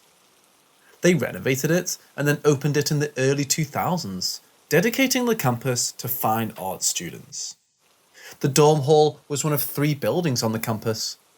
The building's first floor held classes and the dining hall, and the second and third floor were the dorm rooms. The doors were suite style, so I had a roommate, 2 suite mates, a living room, kitchenette, and bathroom. These details were important. Upon moving in, things were normal for the first couple of days. Then, weird things started happening. My decor started falling off the wall, even though my roommates and I all used the same command strips. I would hear running and the fridge slamming outside my room when I was certain my roommates had all gone to class. I would nap and wake up to my room door being open when I knew for a fact I shut it and you needed a key card to the room to open it. Each of these I rationalised. I heard the fridge slamming because one of my roommates came up from class to grab a drink or food and needed to get back. I got the faulty command strips from the bunch, etc. However, the second week of school, my suite mate thought it would be a good idea to put all our schedules on the fridge so we would know when the others were in class. This was when I realised that the times I had been hearing the fridge slam shut and running, I was in fact the only person in the room. I even asked my roommates if they had come back, and they said they hadn't. That night started a week-long streak of waking up in the middle of the night with panic attacks. I would wake up around 3 a.m. feeling like someone was pushing on my chest, and I couldn't move or breathe. One of the nights was so bad, once I was able to move, I ran to the bathroom and sat under cold water and called my mom bawling. The next day, when my roommate got back from class, she told me about a student she overheard wondering what students had moved into our dorm room number because she wanted to talk to us. About half an hour later, this really petite girl shows up at our dorm room, asking if anything weird has been happening, all while staring intently at me. Obviously, I say yes, and then she proceeds to tell me what happened the year prior. The group of people who lived in our room the year prior used a Ouija board and accidentally ended up drawing a malevolent spirit to the room. She explained that she was in touch with the spirit realm and they didn't think the entity was still there, but its energy remained along with some others that were drawn to it, one of these energies being a woman. Then she focused all attention on me again and said, "It's been picking on you, hasn't it?" I then proceeded to explain everything that had been happening, to which she responded that she could tell that it was targeting me because I had a very bright light energy. However, she paused for a second before stating that she felt a protective energy with me in the room and asked if I had any relatives pass away recently who may be protective over me. I immediately responded yes, as I've had many family and friends pass over my lifetime. But what she asked next gave me chills. She proceeds to ask with her head cocked if my relative's name was John. My grandpa John passed away shortly after I was born. I barely knew him, and there was no way she could have known his name. Stunned, I nodded, and she explained not to worry too much, because he was just there to protect me. After she left, my roommates and I kinda made it all into a joke. We stupidly gave the female ghost a name, Avery, and deemed her an honorary roommate to try and lighten the situation. Later that week, my roommate and I were sitting in bed when a mirror of mine fell off the wall. I, frustrated that it was only ever my things that fell off the wall, yelled, "Damn it, Avery!" and instantaneously, my cross fell off the wall. However, when I picked it up, I noticed the command hook was still on the wall, meaning my cross couldn't have just fallen off. It would have had to have been lifted off the hook in order to fall. My roommate and I looked at each other, jaws dropped, and erupted into a fit of nervous laughter. After that, nothing ever really happened again. The next semester, one of my suite mates commented that we haven't heard from Avery in a while. The following morning, I was headed out the door to go to class and walked by one of the mirrors in the dorm room. In the reflection of the mirror, I caught a glimpse of a pale woman with dark long hair and a white nightgown standing right behind my shoulder. I skeeted out of the dorm room so fast and did not look back. The next day, my roommates and I were all sitting in the living room, and the one who made the comment about not hearing from Avery said, "Oh, by the way, I saw Avery today." The entire room went quiet, and each of my roommates' face went pale. I quietly said, "I did too," followed by my other roommates stating the same. We each exchanged what we saw, and when each of us saw the same thing. That truly was the last time we encountered Avery. When we moved out in the spring, we decided that that was her way of saying goodbye to us. I'll always wonder though if the students who moved in after my roommates and I ever experienced anything.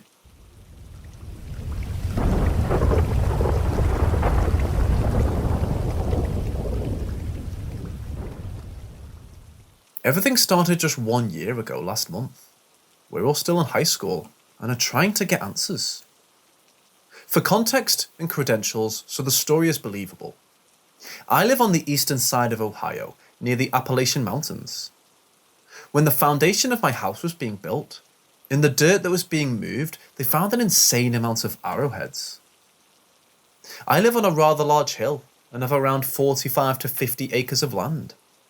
My family had an archaeologist come, and he said he's never seen this amount of arrowheads in one single site before in his entire career. It is believed that my house was dug onto a burial ground of where a war took place long ago in the Native American era. To further this, on my property are old railroad tracks, unused now, but in the 1800s used frequently. According to my town's records, a train crashed and blew up here, killing a group of men on board. So it begins.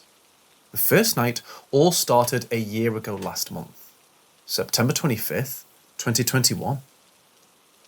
A group of my friends, me plus 5 others, were at my house for a bonfire. It's been something we usually do, and just to say, we do not drink while we have our fires, so we're all in our right minds. To start, I got up to put some more wood on the fire. As I was doing so, we all thought we heard my mom yell for us, "Hey!" So I called her, and she claimed she was laying in her bed watching TV and had never gotten up. We played it off as our minds playing some tricks, and we were just hearing some things. As the night went on, we started to run out of firewood. Me and 2 others walked down to the bottom of my hill to get some more wood. When we came back up, the other 3 friends were gone. Just a joke they were playing on us, because that's just how we are together. We think, oh, just let them go for a little bit, without trying to look for them, and they'll eventually get bored. A few minutes go by, and the 3 of us who weren't hiding heard this blood-curdling, screeching scream off in the distance. We immediately get worried and nervous that it's one of our friends. We look into the distance that the scream is coming from, and we see nothing. The screaming stops and then starts again. We start yelling for our other friends and calling their phones. All of a sudden, 2 of them pop out and start asking us questions about why we look so freaked. We explain to them while still wondering where the last one of them is. The last person comes out, and we begin to explain to him. An expression fell onto his face, and we knew he had something to say as well. As he was alone, crawling up the side of the hill, getting ready to scare us, he heard someone ask, "Who are you?" in a man's voice. After telling him that no one lives there, and it's owned by my family, He immediately freaks out and says, if no one lives there, then there's someone out here with us. We all run down to my house and immediately tell my mom about everything that we've heard.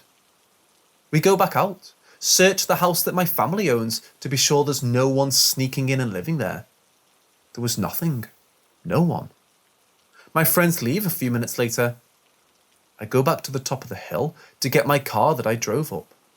As I'm up there, I hear screams, as if someone was in pain screaming, moaning and groaning very loudly. I get in my car, drive to my house, and quickly go inside for the night. This is just the beginning. Night 2 was just 1 month later, on October 23rd, 2021.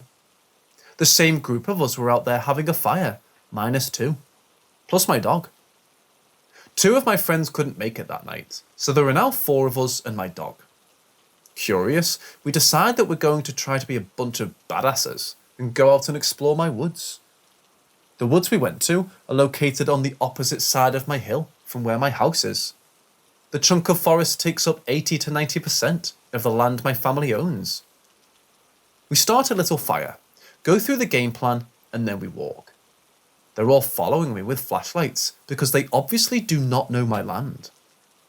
I know every single inch of my woods because I used to spend a lot of time back there. As we're walking, one of my friends asks, "What's down here?"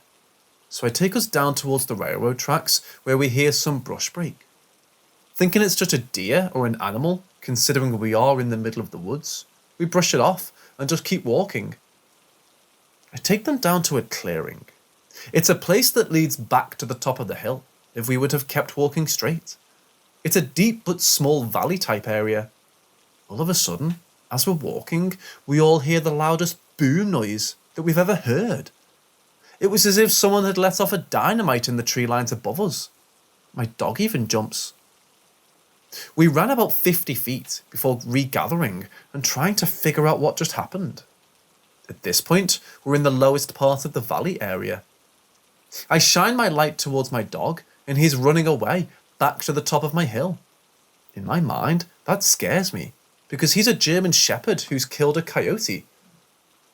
I tell my friends to keep an eye out around us to see anything. Me and one other see a set of blue eyes in the opening behind us. They move left and disappear, then come back again moving right. At this point, we're all looking at them. We watched this happen 2 more times and then the eyes didn't come back. Scared that whatever it was on the move, we ran back to the top of my hill. We took a break for a while, decided it was best to leave the sleeping bear lying alone. 8 months later in the summer, I have a fire. There was a lot that happened between 2 of my other friends and our foreign exchange student went back to Spain. That limited the group to 3. Me and 2 others are just chilling out around a fire. Us 3 have done this around 4 or 5 times now, and the same thing happens every time.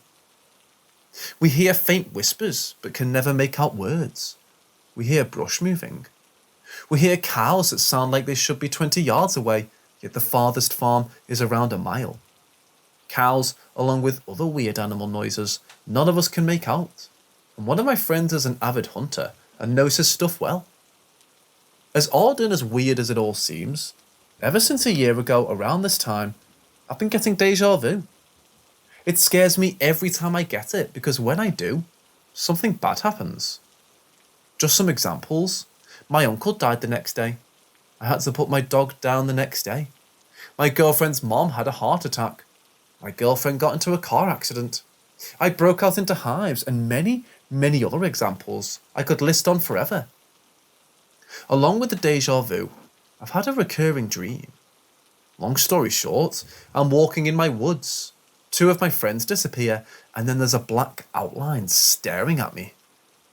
As I continue to have this dream over and over again, every time I do, I wake up and sweat and see the thing that was in my dream in my room, just staring back at me.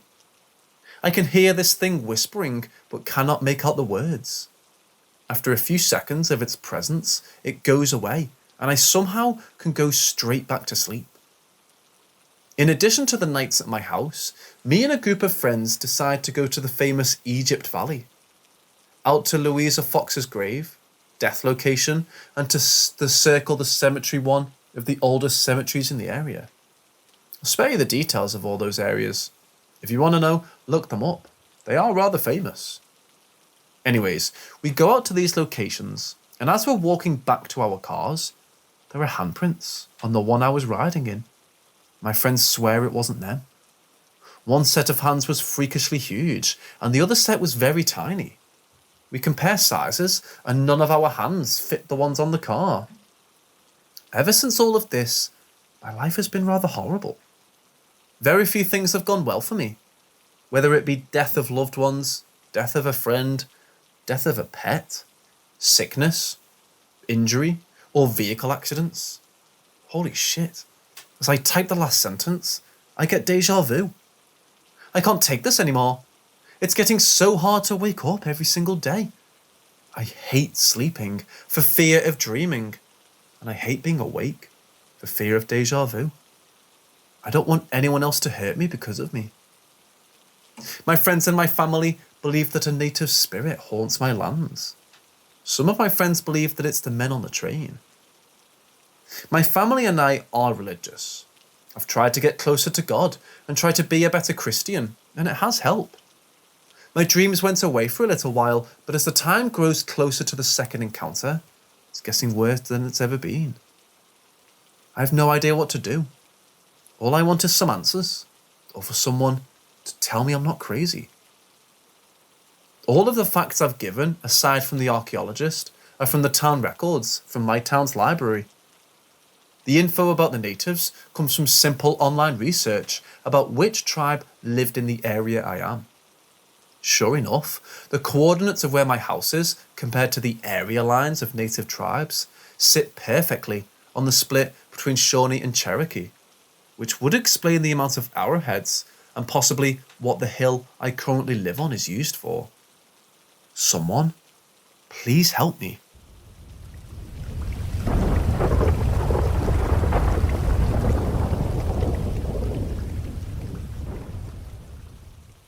I've only experienced sleep paralysis once before in my life, and it's one of the most terrifying moments I've ever experienced.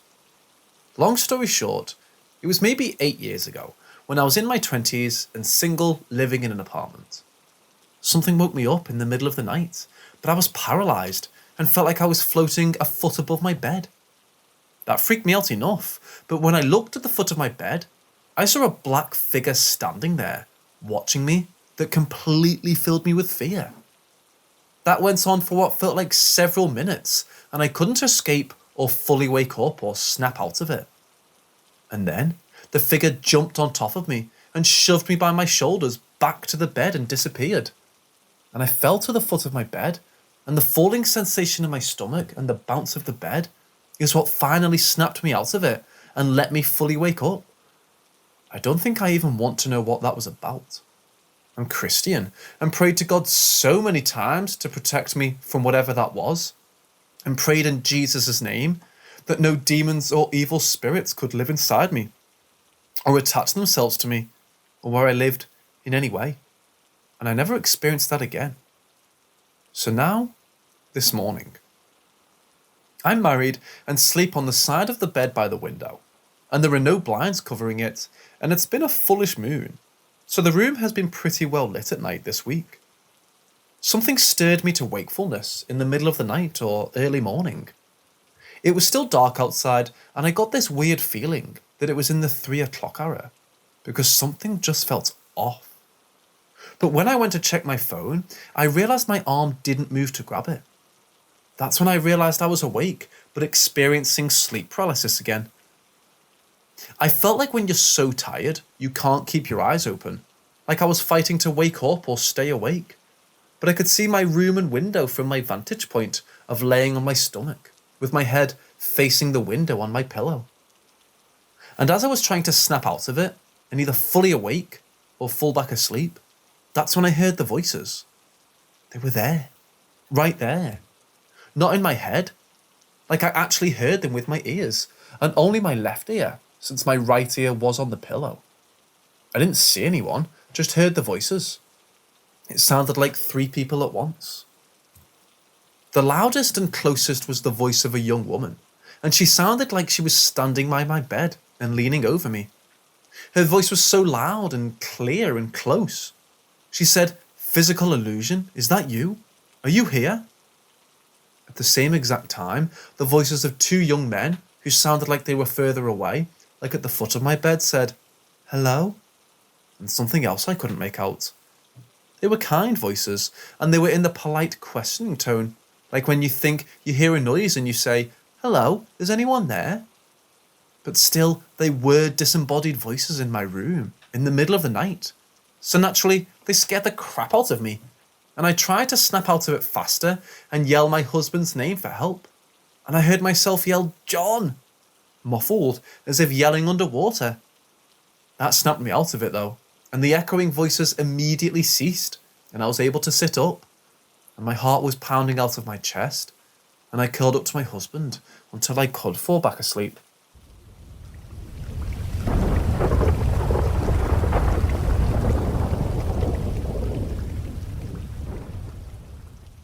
I live in Kenosha, Wisconsin, until I was about 7. If I believe correctly, Wisconsin is a hotspot for the supernatural, which could have easily explained many of these things, I'm sure. They're nothing extravagantly terrifying or film-worthy, but they definitely will stick with me for the rest of my life. Here are some of the occurrences. First and foremost, I'm going to preface this by saying that it was factual that the previous owner of the house had killed himself. My mom was told this by our next door neighbour, who had lived there for a while, shortly after we moved in. But he quickly retracted the statement, saying, "Well, he didn't kill himself in the house." My mom had a digital radio in her bedroom, on the dresser. I just remember being in there and noticing that it suddenly turned on by itself, because I saw the blue numbers on the analog clock light up, and it wasn't on a second ago. As a 5, maybe 6-year-old kid, I was only mildly confused by this. She was in the room at the time, I believe, and noticed it, but somehow didn't freak out, which I later learned was because she didn't want to scare me by saying something or making a big deal out of it. This was an experience only I was witness to, but once, I was sitting in the backseat of the car, I think in the parking lot of my grandma's apartment at night, and sort of just blankly staring at the streetlights, when I saw this strange form pass underneath it real quick, and then disappear. It wasn't the shape of a person or anything, just an abstract, transparent figure. I didn't tell my brother or dad, who were waiting in the car with me, because I couldn't explain it as a 4-year-old, and I didn't feel particularly scared by it. I simply thought it was odd. Apparently though, I did at one point tell my mom that I saw things in my room at night, because she mentions to me whenever I say I don't recall actually seeing a ghost in the house. I don't, and little kids say creepy things all the time, but she thought this was additional proof of supernatural presence. I guess it could have just slipped my memory. She was insistent on that because she didn't want to think she was going crazy and seeing things. And considering all the other strange stuff that happened, I really don't believe it was just her imagination. According to her, she would sometimes look over in the corner of the room when she woke up, and would see a shadowy figure sitting on the chair there. But she emphasises that the figure was not menacing at all, and never tried to harm her, and that it looked sad, like it was hunched over in its seat looking down. Not like an evil spirit, but rather a lost soul that had nowhere to go after death. Halloween was an incredibly popular holiday there, celebrated more than Christmas, which is likely why it's my favourite now, and always has been.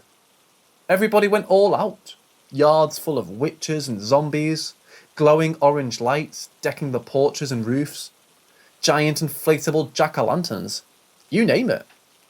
My mom would take me trick-or-treating around our neighbourhood, and nothing particularly weird or creepy ever happened while we were out, but I do distinctly recall one unnerving thing.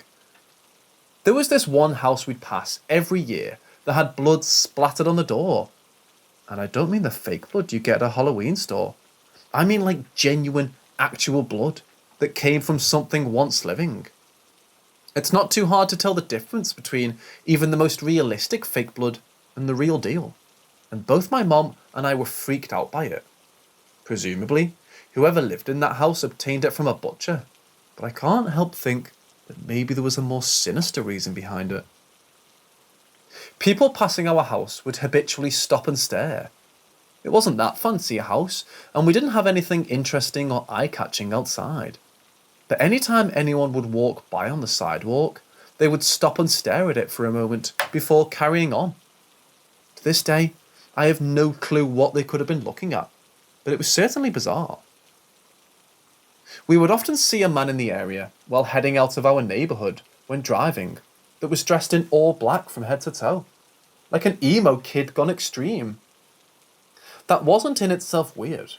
What was weird was that there was this soulless emptiness in his eyes, unlike anything I'd ever seen before and haven't seen since. It was like he was well and truly dead inside, not even strung out on drugs, but instead a husk of a man whose body was being used as a vessel for something truly eldritch. It may not sound scary because it's hard to really put into words, but it's an image that has always stuck with me, and my mom, who witnessed it as well.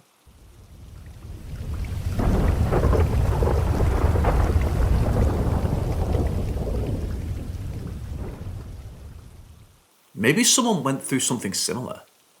About 3 years ago, I was working in a small office. I became close with the girl across my desk. We'll call her Jane. Jane and I confided in each other about our lives and lended advice when needed, but never hung out outside of work. One day, she got a call about an hour into our shift. She turned white and started shaking. She walked out for a couple of minutes and then she returned. You could tell she'd been crying. I asked her if she was okay, and she said her childhood friend's father committed suicide. He slit his throat. Her friend, we'll call her Sam, found him dead from bleeding out. I didn't know these people, but I felt so terrible for their family. Throughout the week, Jane would talk to me about the drama surrounding this man's death. Around that next Monday is when things started to get weird for me. My husband and I lived in a small apartment. He left for work before me.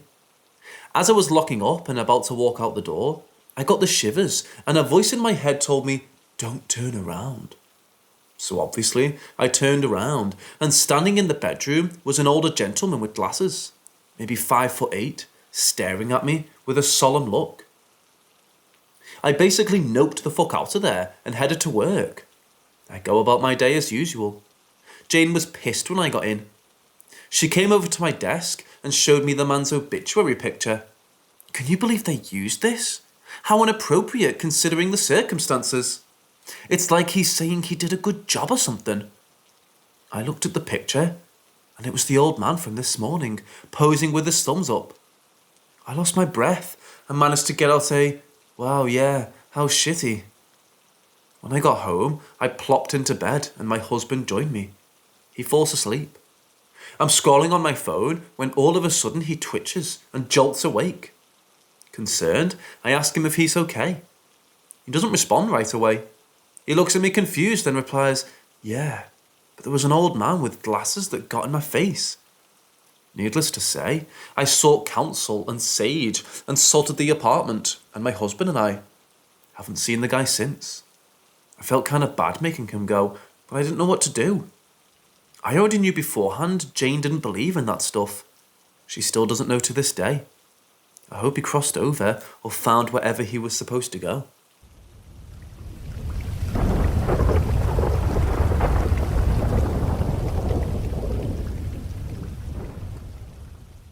A little backstory. When I was about 9 years old, a young woman moved into the trailer park down the street from my house. She appeared to be in her late teens or early 20s, tall and thin, with long, straight blonde hair and pale skin. We would always see her walking up and down the street, and she always seemed to act a little strange. She scared the daylights out of my parents one night as they were unloading groceries from the car, sneaking up behind them and asking if they needed help, before asking if she could have some of the food. When cars began being broken into and having items stolen, many of the neighbours suspected it was this woman. She always seemed to pop up everywhere. One day, I was out in front of my house playing hopscotch with my sister, who was 3 at the time. My grandmother was inside, keeping an eye on us through the window while she watched TV. She was babysitting while my parents were at work. Anyways, we were playing when I looked up and saw my mom walking down the street towards us. Now, I have to tell you, my mom was in her late 30s, on the shorter side, a little overweight, and had very short, dark brunette hair. I remember this so clearly because I stood staring at her in confusion for a good 10 seconds straight. First I wondered, why isn't Mom at work? Where is the car? What happened? Then I looked harder to make sure it was my mom, and I had no doubt that it was. To confirm this even more, at that moment, my sister interrupted my confusion by yelling, "Mommy!" and started to run toward her. Distracted by this, I moved my gaze away from my mom to look at my sister. She ran about 5 steps before stopping suddenly with her eyes wide. I looked back up at my mom, but this time it didn't look like my mom anymore. It was the young woman from the trailer park who looked absolutely nothing like my mother. She was smiling at us and continued walking our way. My heart felt like it was going to fall out of my body as I grabbed my sister and pulled her inside the house as fast as I could. I thought about telling my grandma, but even as a kid, I knew how crazy it sounded, so I never told her or my parents. The woman stopped coming around shortly after this happened, and everyone assumed she moved away. To this day, it's always bothered me, because I know it was real, and I have no explanation for it.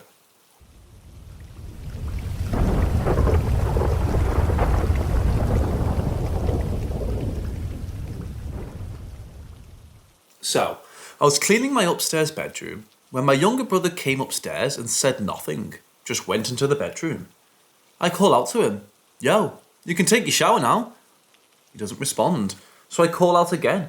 Still no response. So now, slightly angry that he was ignoring me, I marched in the bedroom and then my heart skipped. He wasn't there. That was when I kinda started freaking out. I ran down the stairs to the dining room and started hysterically rambling to my parents about how my brother had just disappeared. And then they laughed. "Your brother's in the kitchen," my dad said, putting his fork down. "Are you seeing ghosts?" "Maybe our house is haunted," my mum quipped. As soon as she said that, my brother walked past me when I saw he was wearing completely different clothes from the clothes I saw him wearing upstairs. It took a while for me to calm down, and I had insomnia for a while after that.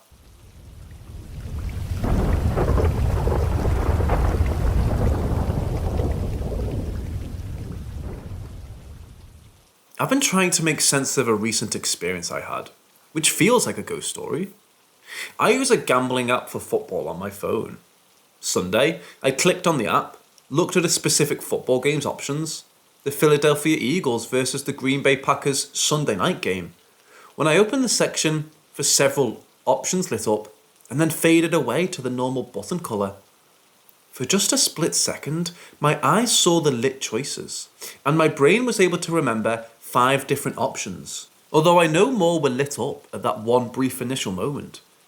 I didn't have a long time or any time really at all. It was only a fraction of a second, like a blink really. So I clicked on the 5 options. The selection of the 5 legs in one parlay gave odds of plus 45,000, which means that $450 are won for every $1 played. So I said, why not? Seeing that the lit up buttons were unusual, and I'm typically alert to strange signs and coincidences. The game was a high scoring game and the Eagles won by 7. All of the legs of the bet hit, and I won big. The sum is very helpful, and I understand I'm very lucky, but I can't make sense of the buttons being lit up. My uncle was a huge Eagles fan. He passed away when I was young. It feels like his presence or something was there. Even watching the game felt strange. All the legs of the bet flowed consistently, and by half time, I had 3 of the 5 legs of the bet won, and just knew that I'd been given something by someone or some presence. Everyone I talk to about it doesn't seem to entertain the experience I know to be true. The bet is so unusual compared to any of my usual bets. My best guess is something supernatural. I now know that there is something beyond our understanding that can influence our physical environment.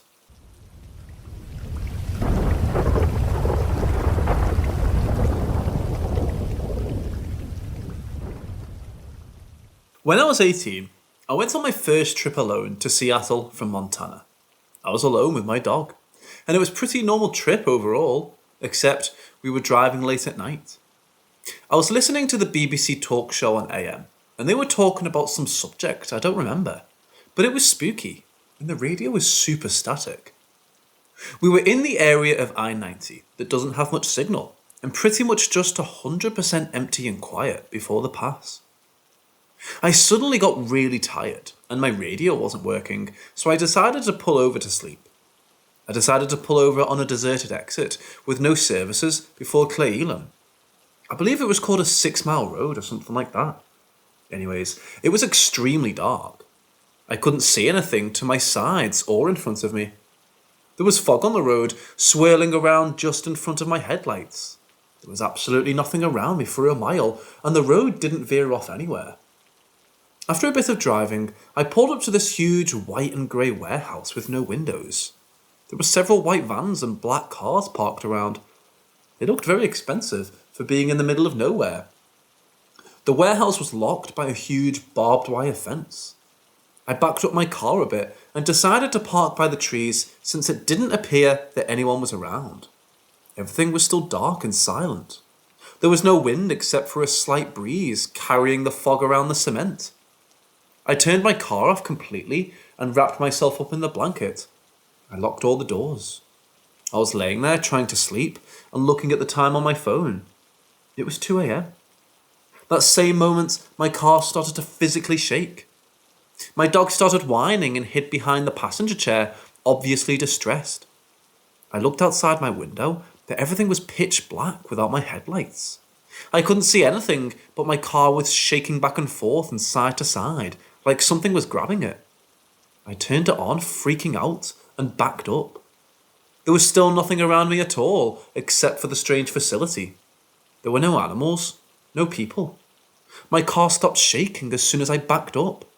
I had this horrible feeling of dread, and that I was being watched, and that I wasn't supposed to be there. I left the area as fast as I could. When I got back to the road, I noticed that my car's time was now 4:30 a.m, and I had a quarter of a tank less gas. I was already getting light out. I don't remember going anywhere, and my phone's time matched the car.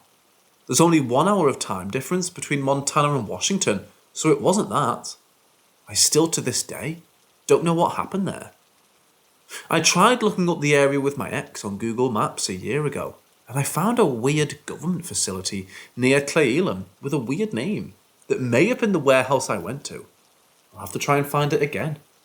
It definitely feels like something I should not have seen.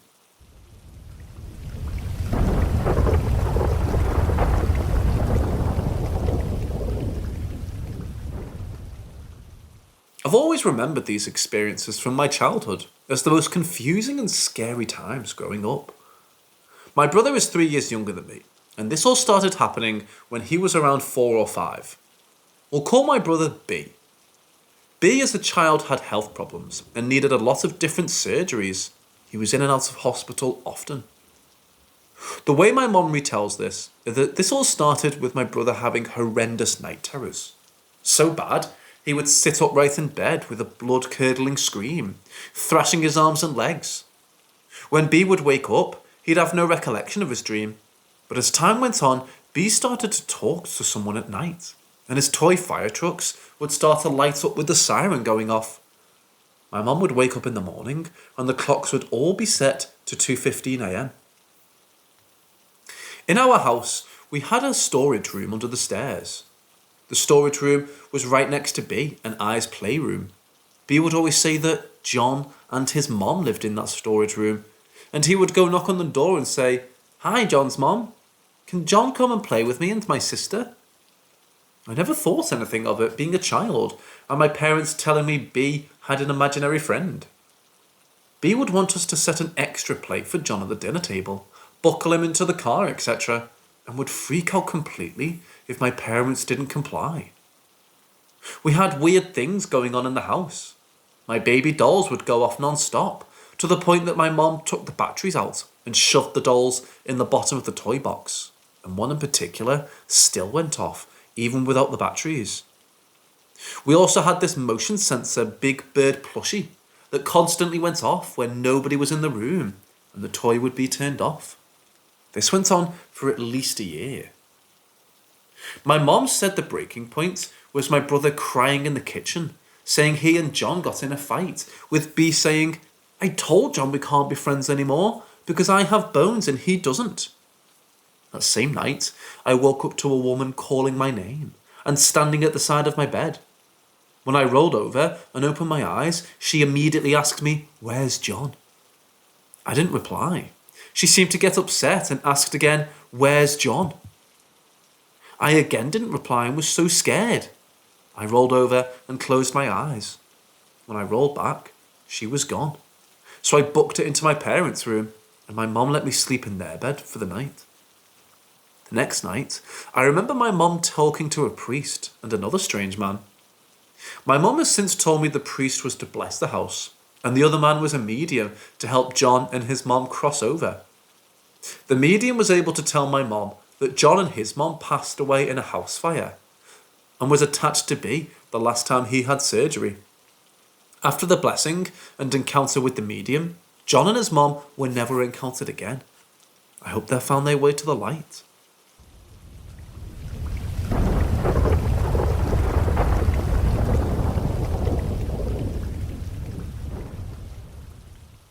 When I was approximately 26 years old, I moved into a place all on my own. A tiny little 2-bedroom, 1-bathroom apartment. I was tired of living with roommates and decided I'd live on my own without being bothered by anyone, and happened to find an available apartment across the hall from my best friend's apartment. I knew her place to be pretty haunted.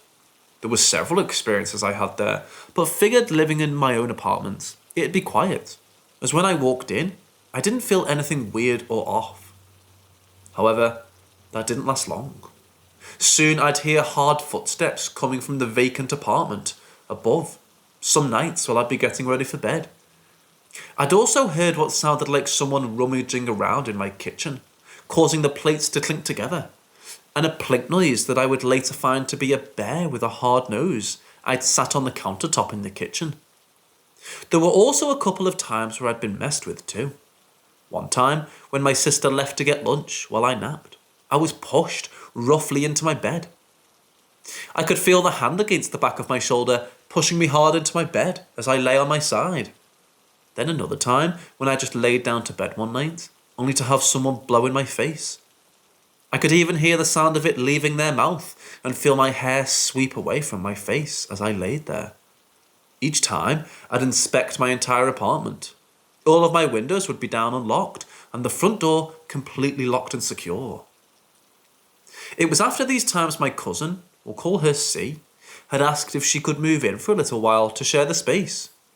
She wanted to move away from her parents' home, and I honestly wanted her good nature and presence to calm my nerves and put me on a good path. For a few days, it seemed like things were better. I wasn't hearing any rummaging in my kitchen, no footsteps above me, and certainly no pushing or blowing in my face. C had already partially moved in and decided she wanted to go out for the evening to spend time with a friend and to grab some remaining boxes from her parents' house. Knowing she wouldn't be home for a while, I decided to lock all the doors on the door and take a long shower, the kind where you let the water take away all the stress of the day.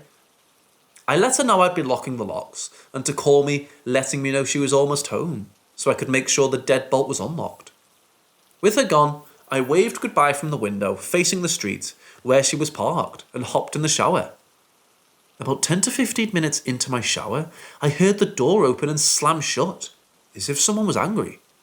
For some reason, it didn't dawn on me that I'd locked the locks, so I thought to myself, is C angry about something? What happened? I then heard what sounded like someone walking down the hallway, carrying a heavy box. I heard it being placed on the bed in her room, which was directly across the hallway from the bathroom. Someone walked back toward the door, opened it and slammed it shut again. I thought to myself, okay, I guess she's angry about something, so I'll catch her when she comes back, and I'm out. Then the door opens again and slams shut. I hear the sound of her coming back down the hallway and putting another box down, and walking back down the hallway. During this time, I was thinking, okay, no, she's angry. Let me catch her before she leaves to find out what in the world is going on. So I rush to get a towel and hear the door slam as I'm quickly drying off and wrapping myself and my hair in a towel.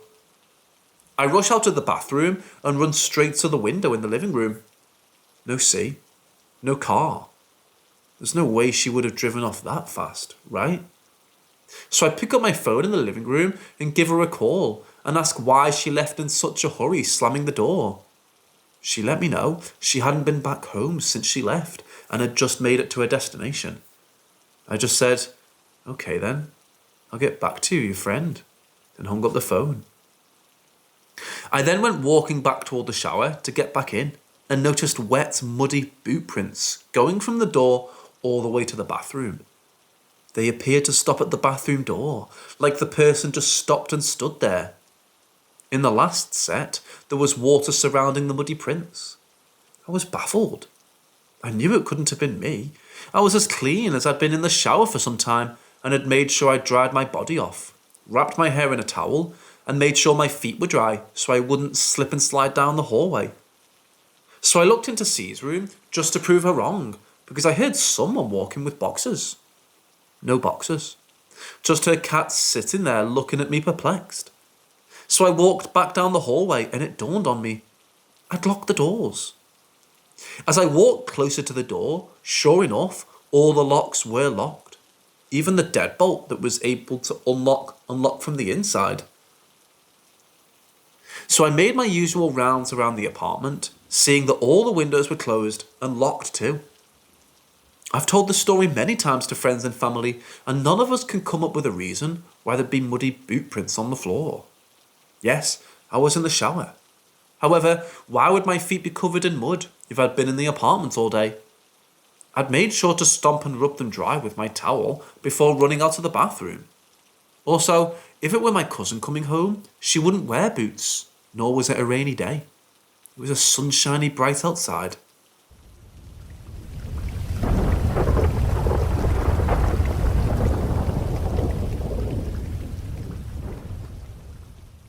It had been a few years since this spirit visited me, but last night reminded me of all those horrifying nights as a kid.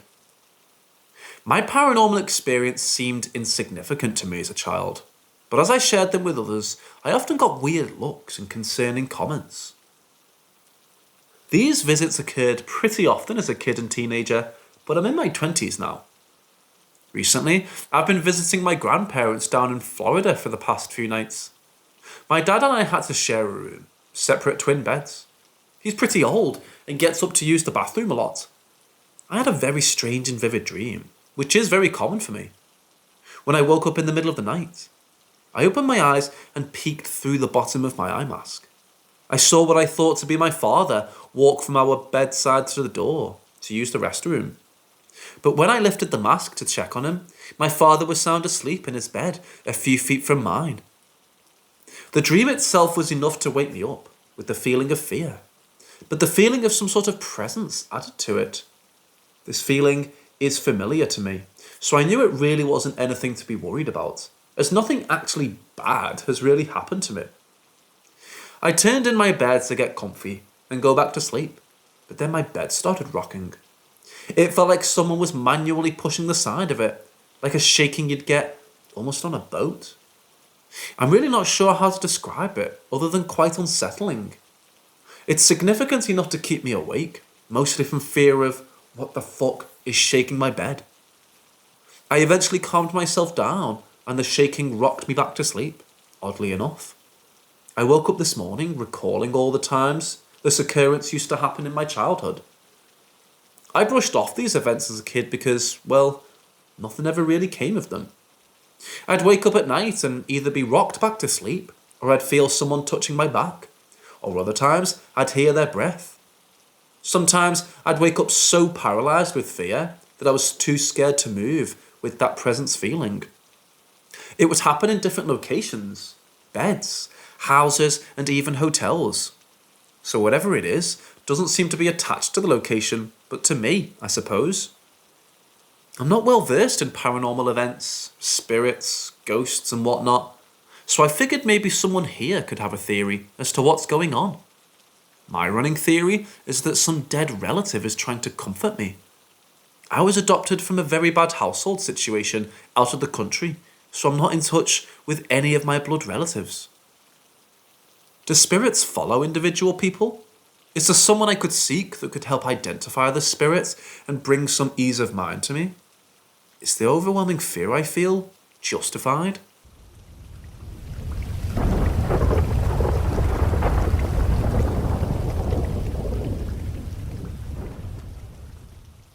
Backstory as far as we know from the house. It was a first home for a couple with no kid. The wife lived into her 50s and the husband lived into his 80s but passed away whilst abroad. No information on their character or reputation as people. So 30 years ago, my parents bought a house that was over 100 years old. Detached and a good distance from the next neighbour. Suburban, but also a bit away. Before they moved in the house, the neighbours were having work done, and our house at the time was forgotten and derelict. The builders said to the neighbours they saw their elderly neighbour walking down the garden arm in arm, and it was very sweet. Neighbours were quick to confirm to the builders nobody has lived there for over 14 years, so it couldn't be possible. Mum and Dad moved in with my 2 older brothers. Things started to happen. Nothing malicious, more cheeky, i.e. objects around the house would go missing and then reappear in the most bizarre places. Footsteps above, doors shutting, footsteps running up and down the stairs. These are to name a few, and with very minor details attached to them.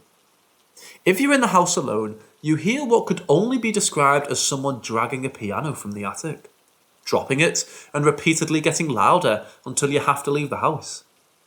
Anyway, with all this happening, my dad was a solid non-believer at the time. I guess most would say it was sleep paralysis. However, this happened a few nights in a row, and my dad would see an elderly gentleman with loads of crates in his face standing at the end of his bed. My mum loves the DNA history stuff and found out the husband who lived here before he passed away abroad and had acne very badly, causing severe scarring in his face. Anyway, trying to cut a huge story very short, this stuff happened until my mum and dad divorced. Dad stayed in the house and extended it, and things stopped happening so much, and then gradually nothing. Fast forward 15 years later, I now live here along with my 2 older brothers and their own families. 4 months ago, I was home alone and my bedroom is situated downstairs opposite the stairs. I heard someone running up and down the stairs, constantly, about 5 times, but the last time never coming back down. Reminder, everyone was not in the country, so it's not possible to be a family member. Since then, everyone is experiencing the slamming of doors, the dragging sounds, and large footsteps. We had my sister-in-law's brother stay over during Christmas. Now the house is open plan, and we don't want to be spooking him, so we didn't tell him about the recent creepy noises. For the 2 nights he stayed, he told us the first night he had dragged and loaded footsteps above him, and the second, someone was going up and down the stairs so much he had to check if it was one of us. So in all, there were around 7 of us living here, and everyone is hearing these dragging and awful sounds, from family to guests. I've heard thuds, and truth be told, to a believer. But I don't understand why I'm not hearing the dragging noises, but my family are. And also why this started again after so many years of nothing. Is it bad? Is it good?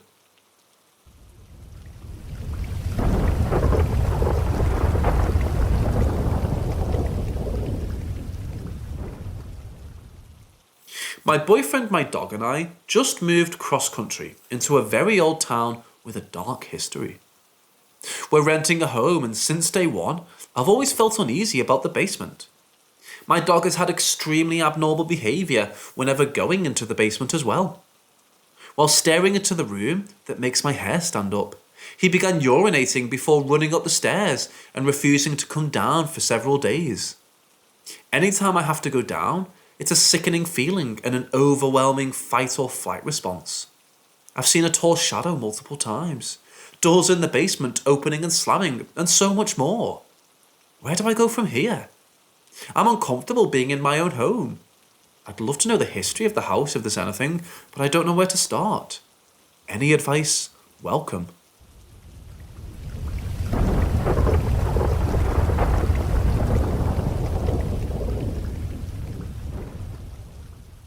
About a month ago, my friend came over to my house to hang out. There were 5 of us. It was about 7 p.m, so we decided to go to this playground up the street from my house. While we were there, we decided that we should go to our old elementary school playground and get frozen yogurt. After we got frozen yogurt and were driving there, we were talking about our elementary school's nature walk and how we should go and walk through it again. My friend parked in the back of the school and we got out. We were walking around the school, just remembering old memories of us running around the field. And I finally said I didn't think it was a good idea for us to walk on the nature walk because it was getting dark. They all agreed, and we walked from the back to the school at the front. There were 2 people on the swings when we got there, but they left shortly after, and 2 other people came with their mom. My friends and I were just having fun. After the mom left with the 2 girls, we stayed for about 20 more minutes until it was almost too dark. When we were walking to my friend's car, we were talking about something inappropriate.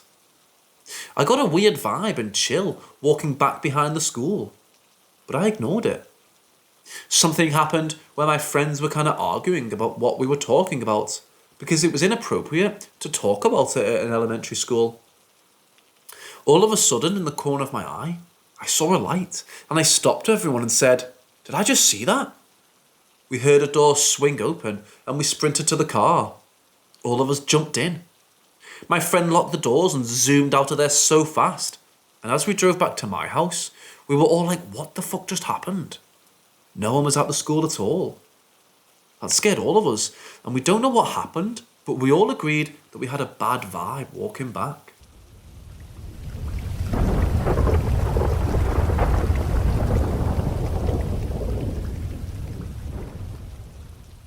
I suppose mine isn't as creepy per se as many of these paranormal experiences, but throughout my life, I've had situations where in seemingly mundane conditions, I'll suddenly have a memory or message telling me to do or avoid an extremely specific thing.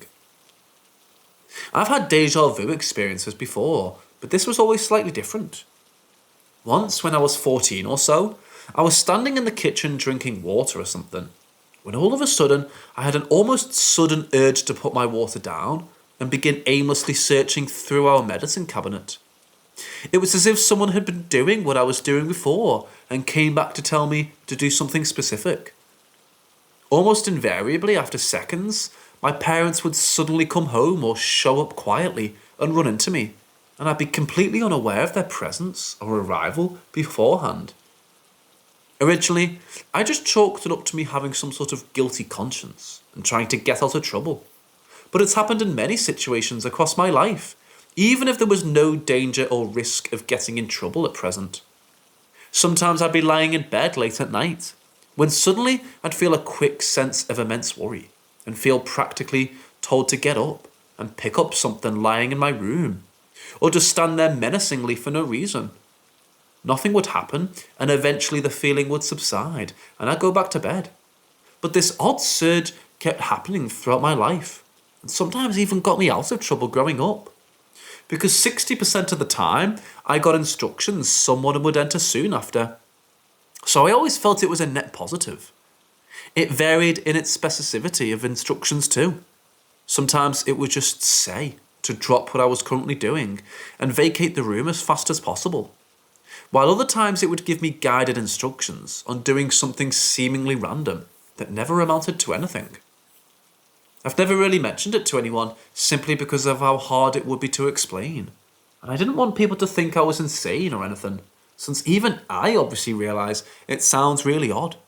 But it occurs anywhere between once every year to once every couple months, so I can't really forget about it.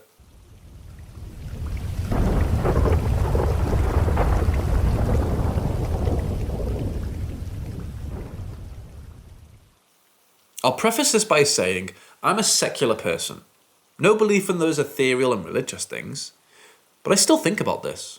Still gives me pause.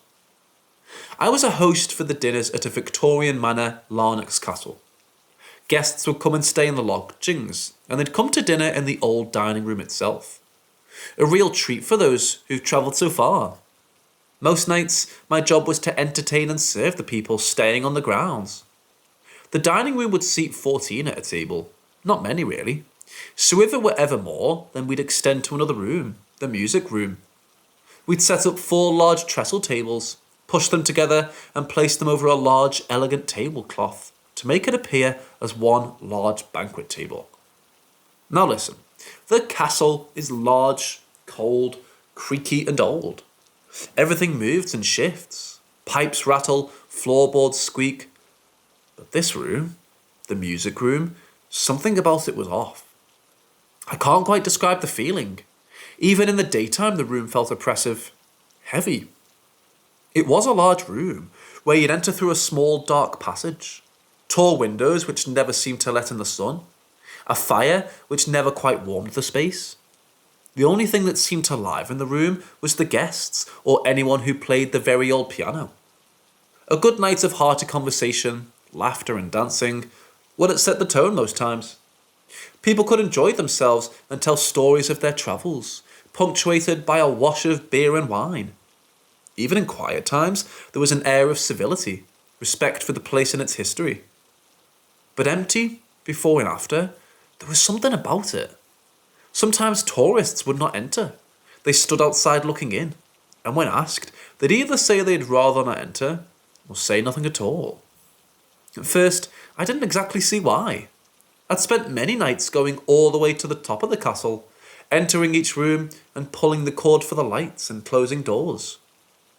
Always just before midnight, up the stairs to the top floor, working my way down.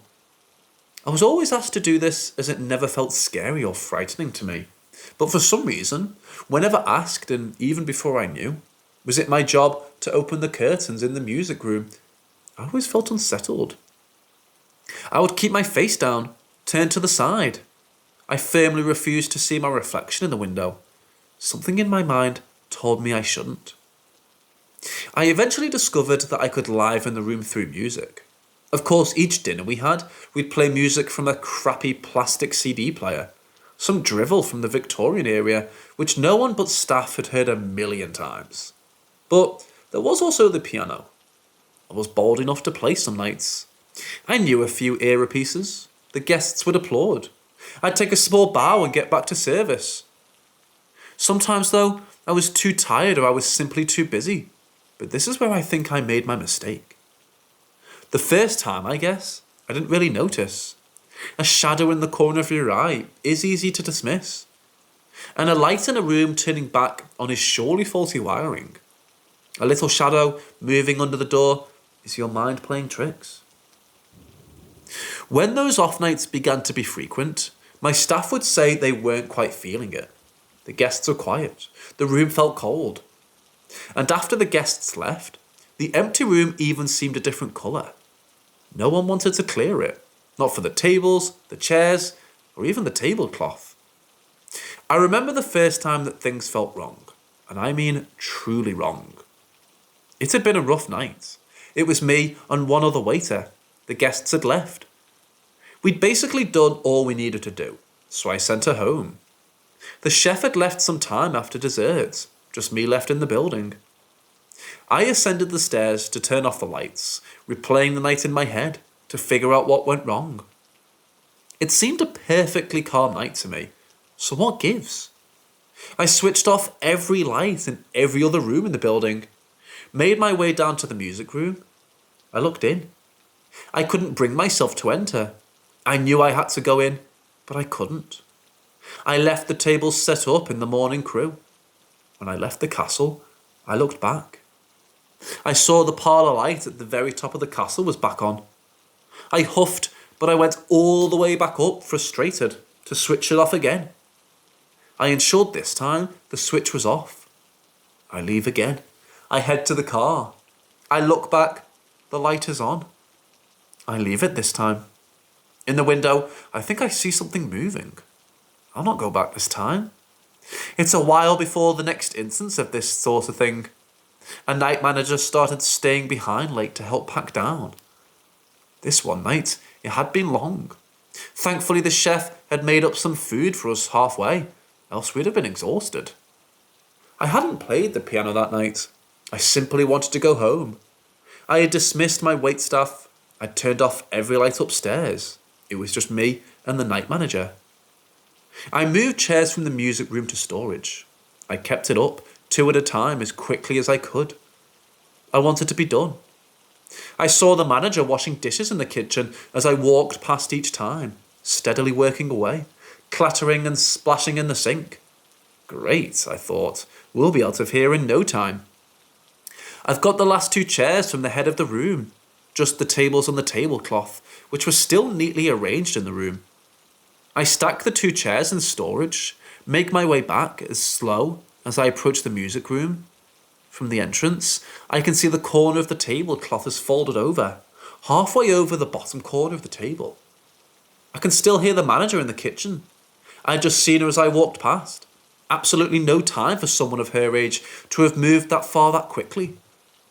I approached the table slowly. I knew it could only have been myself that had done this, but it was folded over in such a way that I surely would have remembered doing so.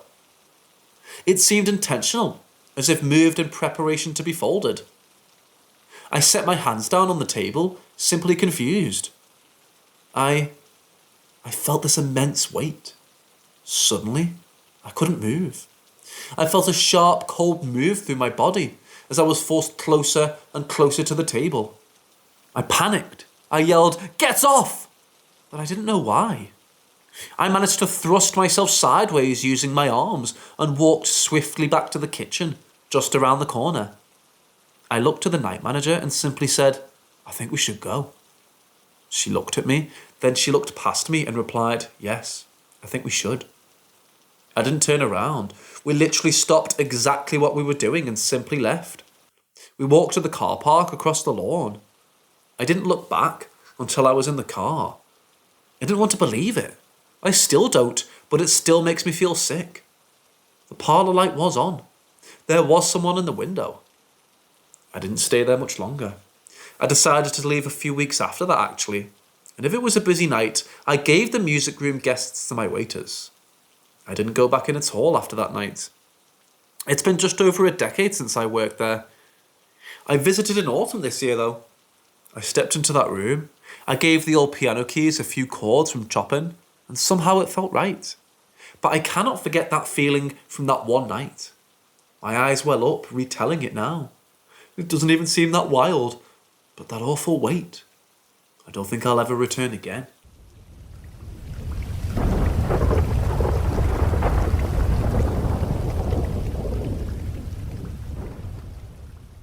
When I was like 15, I moved into my sister's old room and soon heard something crawling in the attic above me. I told my mom, and she never believed me until one day she was in my room and heard it as well.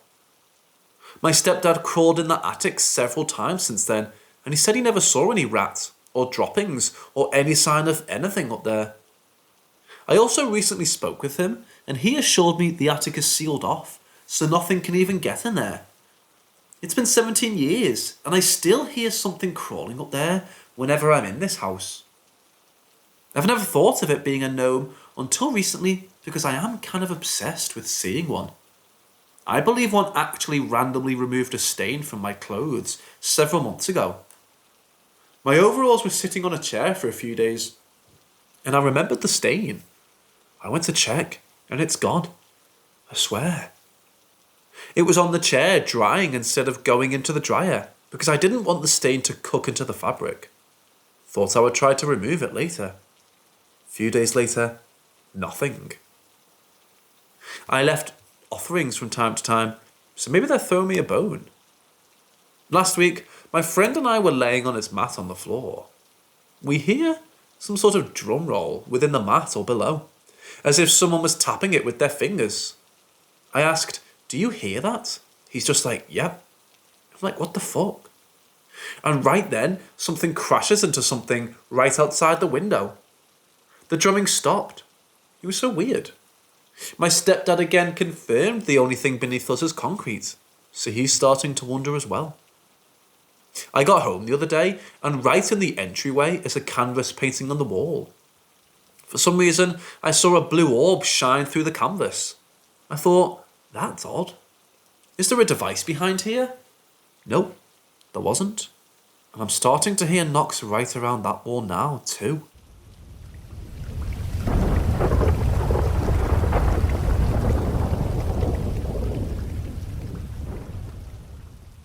To set the scene, I was living with my mother as well as 2 brothers, me being the youngest. And I live in Australia, where there is a belief that if you mistreat children, they'll be visited by the Featherfoot. Okay, so I was young, and don't really remember much from that time, because unfortunately, I have repressed a lot of memories. We had no father around, and Mum was either intoxicated or UTI, so she always had lots of guys coming over to visit at any hour. On this particular day, I don't remember many details. All I know is that my grandmother and grandfather dropped me off at Mum's house after going ice skating. I was sore from falling over a lot and exhausted from the trip. So I walk inside my front glass sliding door into the lounge, where I announce my arrival, to no response.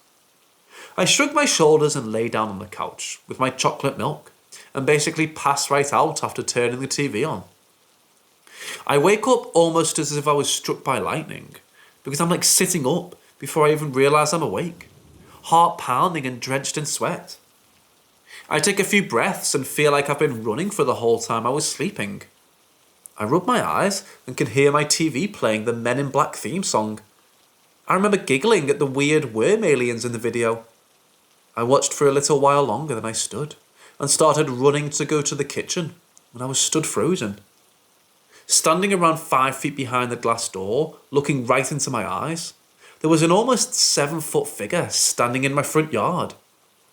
Not moving an inch, still staring right in my eyes, I yell, "Mum's not here right now, so fuck off," thinking, or hoping, maybe it was one of her friends. I felt cold and shivers ran up my spine as the car drove down the street, lighting up the humanoid. I could see he had wings like an angel, 4 of them shining and reflecting the light of the car, and was covered in pitch black feathers. It was at this point my heart sank. I fell to my knees and just started bawling my eyes out. I cried for what felt like hours, wiping the tears from each eye separately, never taking my eyes off it until it was swallowed by the dark of night. Sliding back until I was flush against the wall, I just sat there staring at the darkness behind the glass door until my family came back. Now that I think back on it, I don't know why I started crying. Inside, I just felt a sadness so heartbreaking, I can't even explain it. I've never seen it again. Also, it's the only paranormal experience I've had.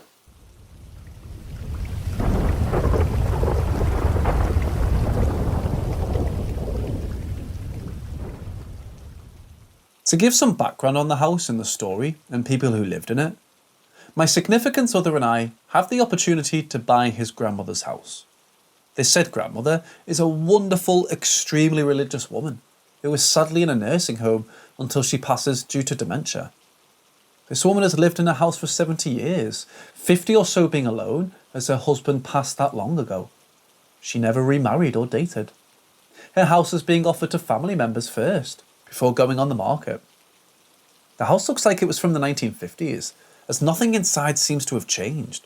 Wallpaper, carpets, doors, windows. My significant other and I went to visit the house Saturday night, because it was the only spare time we both had to really look into the house. The family is giving him 1 week to decide. We parked in the driveway to see a light on in the living room. We thought someone may be in the house, but turns out it was a light that stays on to look like someone is home. We got inside and my significant other stated some things, like posters have been moved to a living room from a bedroom, which seemed odd to him. However, the family does have access to the house, and a healthy person comes to the house for paperwork. I've been in this house a few times before to visit his grandmother and felt fine with the environment. When I stepped into the house, my chest instantly tightened. Like, fight or flight tightening. That had never happened to me before. Well, we went through the house that needs a lot of work. The last room we looked at was his grandmother's room. We then left the room to go down the stairs and leave the house. There's a small side table at the entryway to the bedroom. I don't know if my significant other accidentally hit the table while leaving the room, but a picture fell. I was still in the room and made a joke it was an omen. My significant other bent down to pick up the picture that fell onto the table. He picked it up and looked at it, an old-style trifold frame of Mary holding Jesus. Now, I'm not religious at all, nor do I know a lot about biblical references, but I know when something seems off. The feeling I had from the beginning and then that picture falling just made me extremely uncomfortable.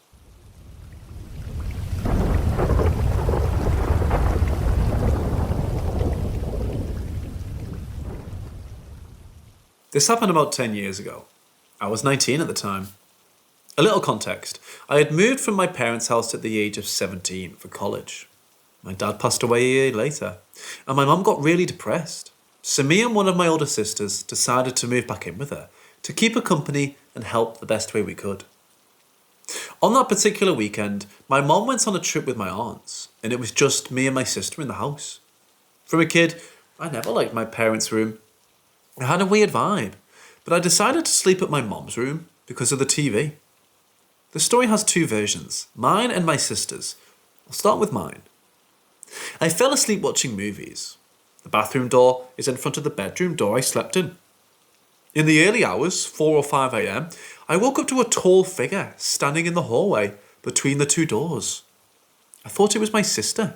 She's very tall and a sleepwalker, so I called her name. When I did, the thing just ran and jumped at me, held me down. During the attack, I thought it was a real person, like a burglar or something. It was on top of me, held one of my arms up, and with the other arm, it shut my mouth and held my arm with its elbow. All I could see was the eyes, big blue eyes, beautiful even. No face, just this dark figure with eyes. I struggled, and for a second, took its hand from my mouth, so I screamed at the top of my lungs. My sister woke up and ran to my room. The thing jumped from me, and I saw it go past my sister through the door. I screamed for her to catch it, to run and shut the back door of the house, and she just stood there saying, "What? Where? There's no one there. You're dreaming, wake up." The neighbour showed up at our gate, calling my mom, because he woke with my scream. And that was it. Nobody saw anything, just me. And the only proof I had was a purple bruise on my arm, where its elbow was holding me down. My sister says that when she got to the room, I was laying down looking at the ceiling. My memory is different. I was sitting up on the bed.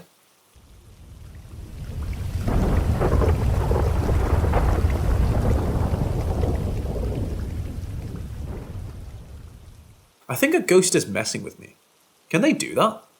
It's almost comical, but I'm starting to think I'm cracking up.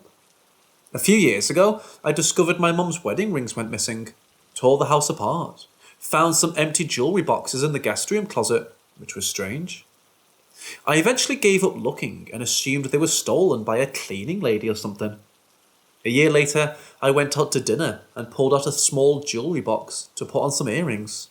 Wore the earrings, came home to find the missing wedding rings placed in a tiny box. Weird, eh? After that, nothing too strange happened until now. I was staging the house to sell, so I had to move all my office equipment into the garage. So I boxed up my keyboard and mouse, etc. After the move, I was setting up my new office. Mouse was missing. Searched everywhere, unpacked every box. Weeks go by, and I just give up and go and buy a new one. A few weeks after that, I stop at the car wash and clean. Vacuum and scrub the leather seats. The car is clean, y'all. I go home, park the car, do normal TV things and go to bed. The next morning, I leave to get breakfast and the stupid missing mouse is sitting there right in the middle of the seat in the car, in my locked garage. Like, what? Last week, I was working all day at home, as I do every day. Left the house for 2 hours, and when I returned, several home kitchen drawers were wide open. Empty drawers. Nothing is missing. Not even from the one right next to them with cash and credit cards in it. Why would a ghost steal a stupid Apple mouse and return it 3 months later? Why would a person for that matter? I've now changed all the locks and reset every code and set up cameras like a crazy person. Human or non-human entity? I guess I'll figure it out eventually.